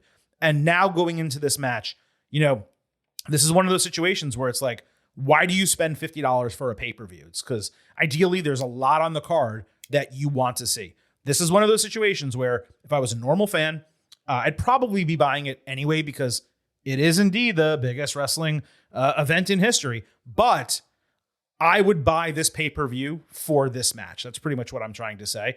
And going into the show, we'll give our predictions in a moment. I really think they've knocked this out of the park. Completely agree. I kind of said my piece on this already, but you've got two of the 2 guys you want to kind of be your face of the company headlining your biggest show ever. And people are loving it. Like, that's exactly what you have to do to get to this point. And they did it. And there are so many possibilities. Again, it's different than most main event feuds, but part of that is there's so many different options here. Personally, I don't like opening the show with, I don't like them being in the tag team match, basically. I think having your main event wrestlers on your pre-show in a tag team match for a 3rd-tier promotion is bizarre. And it changes that moment when each of them come out for the final match. Let me... it won't be like... Yeah. Let me stop you there because that's a good point, and I want to talk about that before we talk about the rest. If they wanted to do this storyline, it should have been the main event of Dynamite. Yeah. Because they could have still done what happened after the Hardys match with them challenging for the titles. They would have popped a huge rating for Dynamite, okay? And whatever angle or whatever booking they're going to do, you're going to do that at whatever time, noon Eastern. there's people who are barely perhaps on the weekend going to be able to get in their chairs or on their couch or whatever the case for the start of the main show. And you're going to open 0 hour with that. I agree with you in that. I don't love the idea of them challenging for the titles at all. But let's remember, they already challenged for the AEW tag team title. So it's like, well, if they did that, why can't they do this? So I would have liked that to have been the Dynamite main event. You give that, 20 minutes, plus then you give them the 5-minute overrun. They do the match, whatever they're going to do at All In happens on Dynamite. And then you do the same end segment. And that is your go home moment. The last thing that you see, will they, won't they? Who's going to turn? Is nobody going to turn? That brings you in. And now you're anticipating that from the second All In starts until the very end of the show. Instead, you're right. They're starting the show with their 2 biggest names and then saying to you, oh, by the way, you're also going to see them like 5.5 hours later. Yeah. And so it's, they're not going to turn on each other in the pre-show. I doubt it. So okay. Whatever happens in that first match, you don't think that you think it's possible? I think you laid out the 12 options. Well, So that's the point. I can't. That's the point. Literally everything is I laid out the 12 different options. I did not include when a turn might happen, which could be early or could be late. I guess that means there's 24 actual options that there can be. But why are they doing the match in 0 hour? There has to be a reason for that. So it's going to be one of 2 things. They win the titles and you're like, oh, they're going to be friends. They're going to stay friends. And then let's say Adam Cole turns, they're still champions, but now there's this beef, in the match itself, and Roderick Strong comes out to help and all that happens. Or they lose the titles. One of them blames the other. There's a turn. And now you know who's the babyface and who's the heel going into the main event. I kind of am leaning towards the latter there. I'm assuming the reason they're on the pre-show match is just to sell more pay-per-views. The scene at Wembley will be everywhere, and you'll see these big guys, these big names doing stuff, and you're like, oh, maybe I'll buy that pay-per-view after all because MJF and Cole sold me on it in the pre-show. That's my guess. My guess is it's business reasons. These are the 2 biggest guys in the company. I believe so. And you want them on the show as much as possible. So that's my thought. I just can't imagine they lose and then one turns on the other in the pre-show, and then you have the match later that night. That's cramming a lot in all on one show. So what's the purpose of having the match though if there's not going to be an angle though? That's kind of what you're kind of saying. There would be an angle though in that. It's either they win and we cheer for them and we go into the main event like we normally are, or they lose and you think, oh man, someone's going to turn on someone in the main event. In terms of storyline purposes, I think the main reason you're doing this is just for business purposes. Just to have them out there and say, oh yeah, look how good that was. I mean, I think if it's the business purpose, then there needs to be an angle that makes you want to buy the show. Them just winning the titles or losing the titles isn't really enough of an angle to say, oh my God, I now need to buy the show to see what happens next. There needs to be something that goes down in that moment. And the other problem on top of that, by the way, is who takes the fall if they lose? Cole, I think MJF took the fall. I think it was against FTR, if memory serves. So do you have Cole take the fall here? Do you have MJF take the fall a second time? Is there a distraction? Does Will Ospreay come out and get involved because they're part of United Empire? Does Roderick Strong and the Kingdom, do they get involved? It's, I don't know how to phrase this, but part of what makes wrestling great is when you know what's going to happen and then it happens, or you think you know what's going to happen and then you get swerved. Going into something with no idea of what's going to happen is not generally the way wrestling is booked.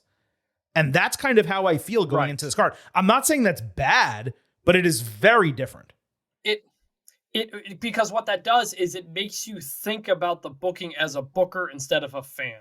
Right. Because you're thinking, oh, if this happens, how is Tony Khan going to do this later? Exactly. Yeah. Yeah. As opposed to, I just want to be invested in these guys. If they lose, if one of them takes a pin, that means by the end of the day, they will either have both been pinned or someone will have taken 2 pins. Right. So I guess that gets us into our picks here. I was going to say, so maybe that is kind of telling us they're going to win the titles. Right. I'm picking them to win the titles. I was kind of leaning against it, but now that we're having the conversation in this manner, yeah, I think it makes the most sense because it's the Ring of Honor tag team titles and it's Aussie Open. It's not like it matters, right? They could always relinquish them. Like if there's a turn and they can't team together, then they could just relinquish the titles and they could do a tournament. There's a lot of things that they could do. I think I'm with you, actually. I originally thought what they were going to do was lose that match, and that would be like the onus for them to split. That would be like the pendulum upon which a turn came. But the win-loss in a random ROH tag team title match doesn't really matter that much. And if you're going to have Roderick Strong and the Kingdom get involved, that would probably be in the main event. So, yeah, it's weird.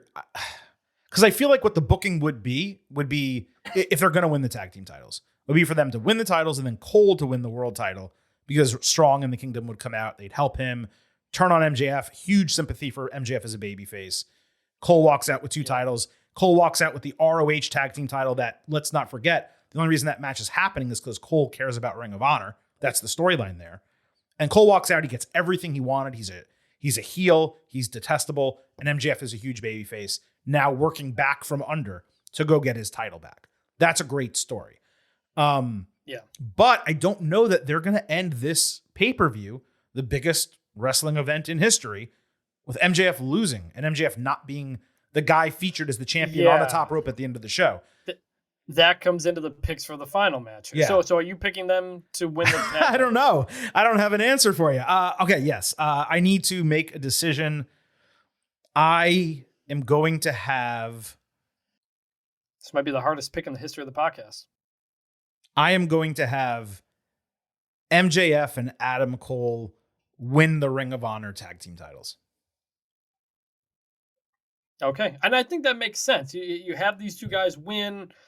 People are watching. Everybody's loving them. Hey, these guys are going to be on later in the show. Oh, maybe I'll buy that pay-per-view.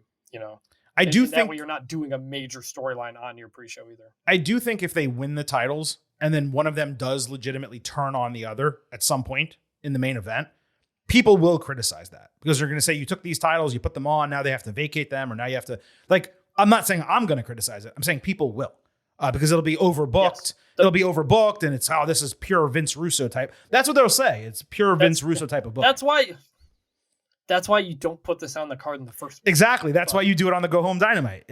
Exactly. That's why. Yeah. All right. So that's the tag team title match. We're in agreement, surprisingly, on that. Out of the 24 options that we had, okay. So no turn in the pre-show, and they win the tag team titles. So let's get to the main event, the AEW Championship, MJF defending against Cole. Really what you would think should happen here, okay, if you're telling that story, is that Cole turns heel with Roderick Strong and the Kingdom playing a part in that somehow. And then MJF loses the title and MJF goes full babyface, which seems like an impossibility not longer than 2 months ago. And Cole is your big heel where he is at his best. We saw it as Undisputed Era in NXT, and we saw it for a period of time in AEW as well. However, I am of the belief, Chris, coming into this show, that there's 2 things that are important. One, cementing MJF as the guy in AEW. And if you're going to be the guy, you need to be coming out with the title on the biggest wrestling event in history. The second item is that CM Punk remains the real world champion. And if they turn Cole heel, yet MJF prevails, then MJF is going to be a monster babyface. And if you go into that match, Punk, MJF, at whatever the next major pay-per-view is, not counting All Out, then Punk is clearly the heel side. MJF is clearly the babyface side. And that is a mega match that people, you want to talk about paying $50 to see something? They will pay $50 to see MJF and CM Punk, especially with MJF's, contract, quote unquote, coming up in 2024, which would only be a couple months away. So that is my pick. MJF retains the AEW title, but Adam Cole does turn heel in the main event at All In. So you have MJF retaining. And somehow babyface is Adam Turncoles. And somehow MJF walks out as a double champion out of all that. Yeah, I guess. Okay. My pick is late in the match. Tony Khan comes out with the chair, and he and MJF start beating up Adam Cole. We redo WrestleMania 17. The end of that. I am so torn here because MJF becoming a babyface is the move. People want to cheer him. His heel run had gotten stale. That's why this has been so refreshing. But don't you want your somewhat homegrown guy to be the face again of the big moment at the end of the show, raising the title for your big photo? You do. But don't you also kind of want a title change in your biggest show? Someone retaining isn't as meaningful. If you want a moment, someone losing a title is a moment. Yeah, So, but not to end the show with a heel victory. but it's so hard to turn. It's so hard to turn heel and lose. You know, It is. You Well, lose all heat. the other option is that MJF turns heel. Like it's all a ruse. The entire time it's been a ruse. MJF turns heel. He hits Cole with the Dynamite Diamond Ring. Roderick Strong, the true best friend, runs out, pulls MJF out of the ring during the cover, punches him in the face. Obviously, the referee would have to be down or something. Uses his cast on him, something like that. Rolls him in the ring. Adam Cole gets the 1-2-3, wins the title as a babyface. So you still get the babyface moment. You still get Cole. You still get a title change, what you're talking about. But then you don't have your guy, MJF, being the one celebrating at the end. That's the give and take. Yeah. My pick is Adam Cole, and it's part of a heel turn. Maybe it involves Roderick Strong. Ultimately, I think that is the hottest thing you can get coming out of this is a heel Adam Cole and everybody behind MJF. Like it makes all the sense in the world. It's if this wasn't at Wembley Stadium in front of 80,000 people, I'd say that's the easy call. It's the fact that this is the biggest event in wrestling history is the whole thing where like you feel like MJF should be. And by the way, it's been pointed out multiple times.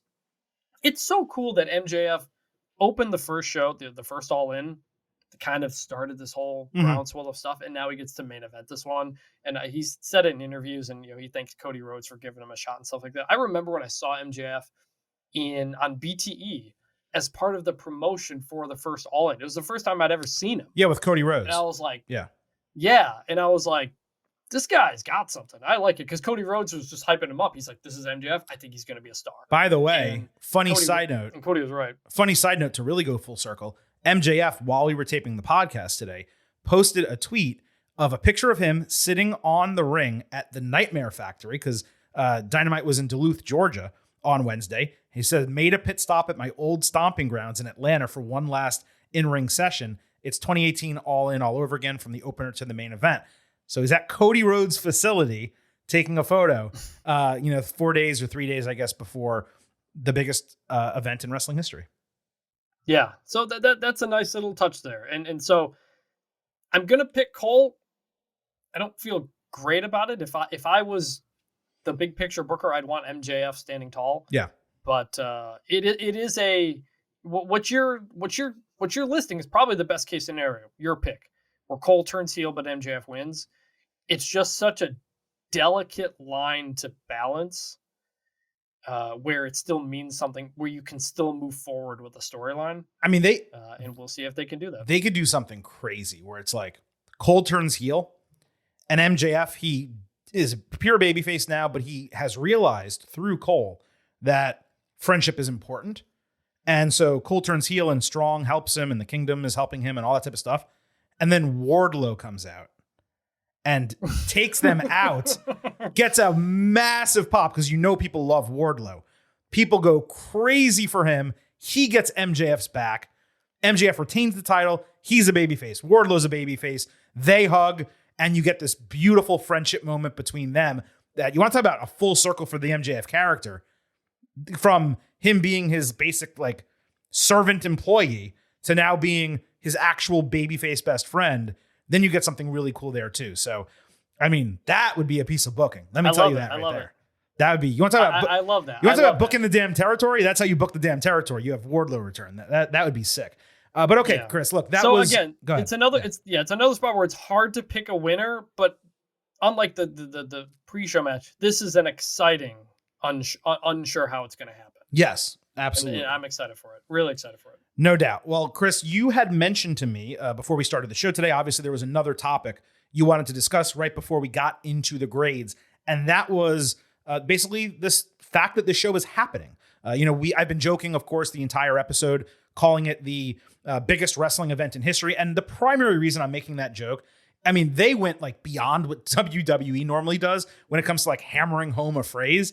They may have said that 30 times during Dynamite, to the point where I legitimately wish I had the foresight to say, hey, you know what? Let's make a drinking game out of this. And like every time they mention the biggest event in wrestling history or the biggest wrestling event in history, you take a swig, and then every time they say Wembley Stadium or All in London or London, England, or whatever the case, you drink the rest of your drink. It could have been a great drinking game, and we would have gotten plastered doing that on Wednesday night. But, without the sarcasm here, it does seem to be the biggest wrestling event in history from a single day ticket sales standpoint. They're going to be at over 80,000. It seems like they're going to surpass the SummerSlam 92 number and other records that WWE has put out there. And certainly WWE does inflate its number. There's a huge contingent of people that like talk about that all the time. Like it's some big deal. Oh my God. It's clearly who the hell cares, man? I cannot deal with WrestleMania 3 ticket sales talk on Twitter anymore. But Chris, clearly these people have never worked in sports or are not aware about what happens in regular sports, because I'll tell you, I've worked for a athletic department at a college. Okay.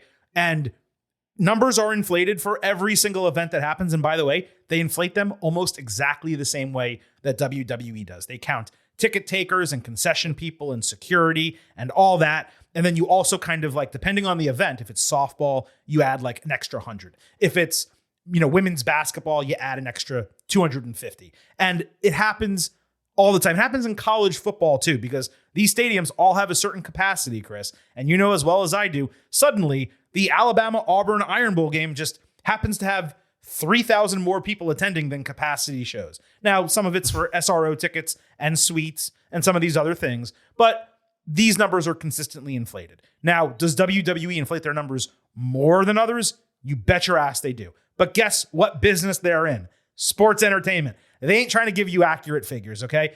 But regardless of any of that, okay, what AEW has done here, massively impressive. 80,000 plus. Incredible. And they've done it in Wembley Stadium. I don't mean to be stealing your thunder. I know you want to talk about it, but I just wanted to say that. I wanted to kind of put the ball up in the air for you. So go ahead with your take on this, and maybe I'll have a little bit extra on the back end. It's incredible. It is incredible that AEW has basically sold out Wembley Stadium, and that they basically did it before there was even a card. Like, that is just incredible. A couple of months after WWE was in England and didn't do that. Like, it is just a remarkable mark for whatever you think of the story builds, the card, the whatever. The fact that this 5 years ago, you would have imagined another wrestling company putting 80,000 people in Wembley Stadium is unreal. And it goes back to the first All In with Cody and the Bucks and the tweet from Dave Meltzer and the idea that an independent wrestling show couldn't sell out whatever it was, 10, 15,000, whatever it was. And now that thing has turned into 80,000 at Wembley is unbelievable. So major kudos to everybody involved in this company for getting it to that point. It's just a remarkable accomplishment, whatever happens. I am so excited to see the AEW production on this stage. I've given AEW production a lot of crap every time I come on here because they miss camera cuts, they miss audio, the commentary misses something. You got to get it right for this. This is the show where you make all the highlights and the photos and the clips that you will show forever. This is your WrestleMania 3 Hulk Hogan slamming Andre the Giant type of opportunity here. So I really hope they get it right. I'm really excited to see all this. Having another top tier wrestling company alongside WWE has been so good for the business of pro wrestling. And we should want all of these companies to succeed because it's better for everybody. And just thinking back to, I got into this group of wrestlers from the original All In through BTE. Like, I had heard All In was happening. I tried to figure out what was going on. I caught up on BTE to get into all of it.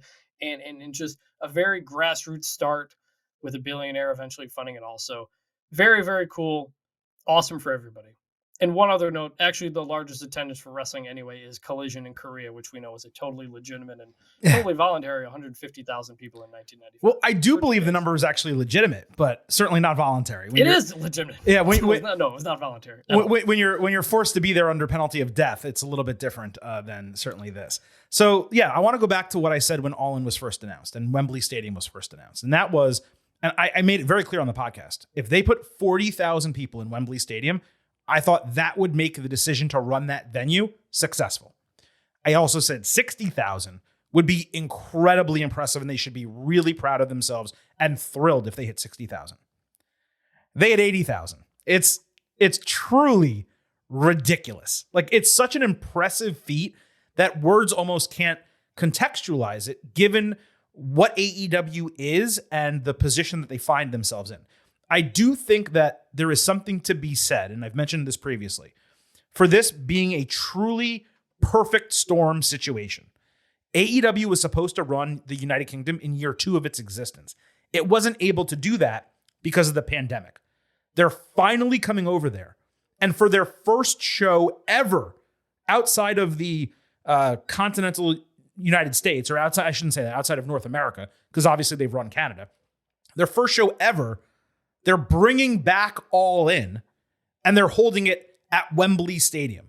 So when you have all of those elements coming together, you have fans in the area, but not just like London and not just the United Kingdom, but probably France, Germany, anywhere else that's in driving or high-speed rail distance, and maybe even beyond that. Maybe people from Australia are going to fly in, or people from Japan, or whatever the case might be. You have all these folks saying, this is an event that we haven't had the chance to go to. We finally have the chance. And the tickets, by the way, are priced in a way that even if we have to spend a lot of money to travel, we're going to be able to afford to go to the show. And you have to give a lot of credit to Tony Khan for deciding to do this, because they could have picked another stadium, a smaller stadium, his own stadium for their team that they have over there. Yeah. There's myriad things that they could have done. But Tony's like, you know what? No, if we're going to do this, we want to do it at Wembley Stadium. And we'll probably sell enough tickets at a minimum where it won't cost us anything. It won't be a big deal. We'll probably get really good PR and press out of it. But do I think that he thought they would sell 80,000 and they would surpass, the SummerSlam 92 number and WrestleMania numbers? No, I don't think he actually thought that's what was going to happen. But there was a great groundswell. And the way that this was handled by AEW, they did a fantastic job. They deserve all the credit in the world for making this happen. And just like you, I'm very curious to see whether they live up to this expectation level that they have created when it comes to the show itself, All in London on Sunday. And like I said, this is impressive on its own. Comparisons are not needed. But since there has been so much damn talk about this online, and we have not spent, or wasted, I should say, our time on this show going through the ticket sales numbers on a weekly basis, how it compares to this, how it compares to that, I do want to address one topic. And you mentioned Meltzer, and we don't really talk about his name on the show, but he has been on this trip where he says WWE did not believe that they could do this in Wembley Stadium. Otherwise, why would they not have booked this previously? That is absolute bullshit. Like, it needs to be stated that that is just wrong. Okay. And here is why. Because Nick Khan and other WWE executives have made something very clear. If they are going to do international shows, if they're going to do shows outside of the continental United States and Canada, they want to be paid for doing those shows. Whether they can sell 80,000 tickets or not is not of the matter. They want to be paid $2 million, let's say, just to go and do a show in that area. There's a reason why WWE ran the O2 and didn't run Wembley Stadium, because they were not going to get a payment, whether from the nation or from the city, to go do a show there. Let's not forget, They put 65,000 in Cardiff, Wales last year. If they put 65,000 in Wales, they can put 80,000, 85,000, however many in Wembley Stadium. If they ran a 2-day WrestleMania at Wembley Stadium, they would sell out both shows. WWE is enormous there.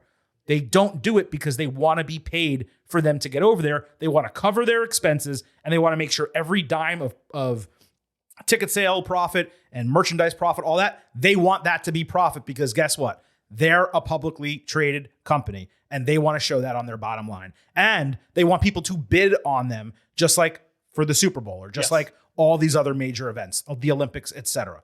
That is the level at which WWE is operating. Now, does that? But wait, adding to that, that's what the John Cena promo at Money in the Bank. That's exactly what that was for. Pitch. Correct. John Cena cut that promo to put pressure on either England or the London government, whomever makes these decisions, the sport authority over there, to pay WWE to hold WrestleMania in London. That was the exact reason that happened. Again, let me repeat. None of what I just said has anything to do with AEW. What AEW has done on its own is insane. It's ridiculously impressive. They deserve all the credit in the world. But to suggest, which has been suggested over and over again by one person in particular, but the people that parrot him as well, that WWE wasn't confident that they could do this or else they would have, it's simply not true. And I don't like necessarily the comparisons between, hey, WWE sold 90,000 for WrestleMania 40 on the first day of sales. It's 2 shows, so it's 45,000 per show. That's really cool. It is impressive. That is not a comparative note to what AEW did. That's completely separate. If you want to talk about one-day ticket sales, maybe they have the record at 90,000. Congratulations to WWE. But right now, what AEW is doing at this show, it seems like they're going to have the legitimate record for ticket sales at a single-day wrestling event. And if that is the case, once the turnstiles go through and we get the final number, all the credit in the world towards them. They deserve it. It came together really nicely. And that's really all that needs to be said. Do you have anything else to add before we actually go on with this? And that's a reason to celebrate this. That Tony Khan didn't hold out from doing a Wembley show to try to get some tax breaks or to try to get some other stuff. He just wanted to put on as big a show as he possibly could for reasonable ticket prices for as many people as possible in London. And we're going to get an awesome, awesome moment for that. I am dreading the future Twitter conversation when London does get a WrestleMania and we'll say, oh, WWE sold this many tickets, so AEW tickets were... I'm dreading that conversation. Just enjoy it. Just enjoy that we can have AEW put 80,000 people in Wembley, right? And WWE set its own ticket sales for WrestleMania. That's good. That's good for everybody. There was I don't know if it was a tweet or an interview or exactly, but MJF made this exact point where he's like, all the wrestlers, we're all rooting for each other, man. Like, we want every show to be great because that's good for everybody. So, like, it's not this war that people online try to make it. So just celebrate all of this. Try to ignore all the WrestleMania 3 chatter that pops up on your timeline. It's an incredible accomplishment by AEW, and it's going to be fun. Exactly. What happens Sunday is going to be amazing, whether the show is great or not, just for what the accomplishment is that AEW was able to achieve. I guess I could have phrased that better. Regardless, again, Tony Khan deserves a lot of credit for playing this right. Is it possible that some of it was like happenstance and it just so happened that it became bigger than they thought it was going to be? Probably, but I bet you they thought they could sell 60,000 and the extra 20 is icing on the cake. And even if they sold 60, we'd be sitting here saying, holy shit, that's really impressive. They put 60,000, but they didn't. They sold 80,000. And that to me is absolutely and incredibly impressive. Chris, with that, let's finally wrap this up as we always do with our pre-show expectation grades for AEW All In London. As always, you go first when we give these grades. So you go, I'll go. And then, of course, a reminder for everyone, if you want to share your pre-show expectation grades, you can do that by following us on Twitter at GettingOvercast and voting in our pre-show poll coming out Sunday right as 0 hour begins. But Chris, what is your pre-show expectation grade for AEW All In London? AEW cards are really hard to grade because they are so long And you kind of have to weigh the enjoyment you're having versus the parts that are dragging and realizing how much you still have left to go. Because it's a stadium show, I think AEW will get the moments right. Hopefully they get the production right. It's going to add a level of excitement to it just seeing that scene. The card is mixed. We just went through it. Some of the stuff I'm really looking forward to. Some of it I don't care. But I think there's a lot of stuff on here that is going to be really good matches. Young Bucks FDR is going to be a great match. The women's four-way could be a very good match. It's going to be fun seeing Sting do something. The Golden Elite versus Bullet Club Gold should be a banger. Could steal the show. Stadium Stampede is always fun. Will Ospreay versus Chris Jericho? We'll see. It could be a good moment for Ospreay. CM Punk's a Mojo again. We'll see. Not much there. And then the Acclaimed. It's going to be a fun thing, seeing what they do if they drop that Harry and Meghan line. And then you got the main event. So, like, I'm going to go A- here. I think it's certainly possible they hit an A. But I know if we're looking at like a 5-hour show, I'm going to be a bit grumpy. So I'll go A-. I wish I had something to say, but you kind of not just stole my grade, which is always funny that we kind of wind up in the same spot, but you stole my analysis. I feel the same way about the matches.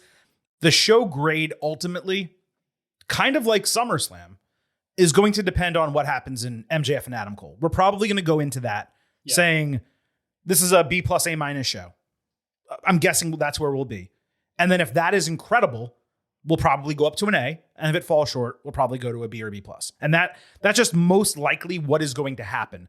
But I agree with you, though. A- going in because you have to take the spectacle into account. I think that's something we don't do frequently enough, especially when we have been talking about like the WWE shows, like Backlash, for example. If we knew what that was going to look like before the show began, we probably would have had an expectation grade that was higher because that crowd was ridiculous, right? And then even going to the O2 in London, that crowd was crazy. So take that crowd from the O2 and like quadruple it.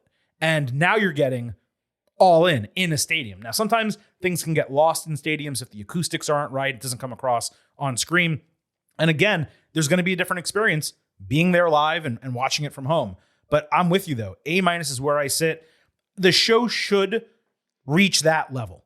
That almost should be like the floor, even though the card is not as strong as it could be, just based on the possible moments that can be created. Again, what if there's a surprise? What if Mercedes Moné debuts? What if Goldberg or what if just something else? What if something else crazy happens that we haven't even considered?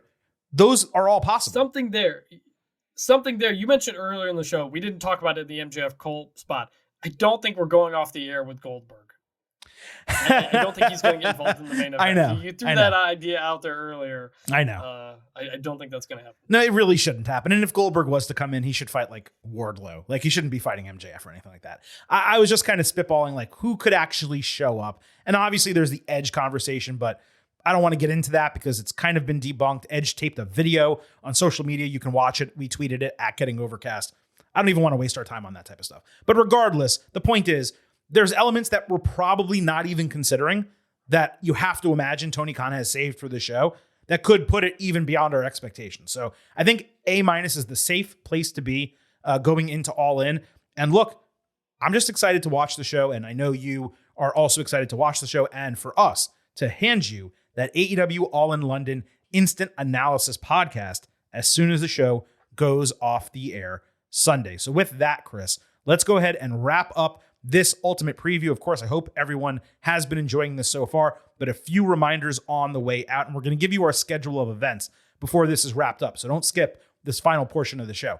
First, though, a reminder that the Getting Over Wrestling podcast is all about Defy. So please leave those 5-star ratings and reviews for us on Apple Podcasts. On Spotify, you can also leave the 5-star rating. If you leave a review, though, we will read it live right here on the show. As mentioned, don't forget to follow us on Twitter at Getting Overcast. Episode drops, news, analysis, highlights, all of that. You also get to vote in our pre- and post-show polls on Sunday surrounding AEW All In London. And you have the opportunity to DM us and tweet us questions or comments that we will most likely read on that instant analysis episode when we also discuss your pre-show grades and your post-show grades. Please also remember, I happen to love the number 5. And I hope you do as well, because for $5 a month, you can become an official Getting Over head. Visit buymeacoffee.com/gettingover. You get bonus audio, news posts, and your contributions directly and financially support myself, Chris, and the continuation of the Getting Over Wrestling podcast. While we were taping the show, we actually got a new subscriber who we will shout out, of course, on Tuesday's edition of Getting Over. Speaking of Tuesday's show, that is going to be your WWE Payback Ultimate Preview. On that show, we will also address the unfortunate death right before we taped here of legendary wrestler Terry Funk. We just felt that there wasn't time on this episode to do it. We will talk about that on Tuesday, but we will have that WWE Payback Ultimate Preview for you on Tuesday. On Wednesday, another NXT show. Next Thursday, your AEW All In Fallout and AEW All Out Ultimate Preview. And then, of course, next weekend, you're going to have your WWE Payback Instant Analysis and your AEW All Out Instant Analysis. It's also week 1 of the college football season, which means the Silver King and Vintage, we are going to be absolutely exhausted. Real quick, I forgot to mention it in this whole thing. Having All Out a week after All In is one of the craziest, dumbest things I've seen in the history of wrestling. We gave AEW a lot of praise for All In. I don't know what the heck All Out is supposed to be or why it's happening that way. Just bizarre. I guess we'll see how it plays out within a week of build. Yeah, especially since, by the way, it's not like there are tangential storylines where you can say if this happens on All In, then this is going to be booked for All Out. They haven't set up anything like that. So they're just going to do a 1 week build. That. Yeah. You don't do Backlash the week after WrestleMania. You let it breathe for a minute. So that's bizarre. It's really weird. The long and short of it, there's limited dates that Wembley Stadium was available, so that's why they booked All In here. And All Out, they wanted to keep on their traditional weekend in Chicago. So that's the reason it happened. But yeah, man. I mean, and I think we're also just kind of angry about it because we have a lot of work to do next weekend and we're going to be exhausted, and it's like the worst timing in the world for us. So like on top of everything else, it sucks for yours truly and for Vintage Chris Vanini. But folks, look, this was a great edition, I hope that you agree, of the Getting Over Wrestling podcast. Thanks to Chris, of course, for joining us.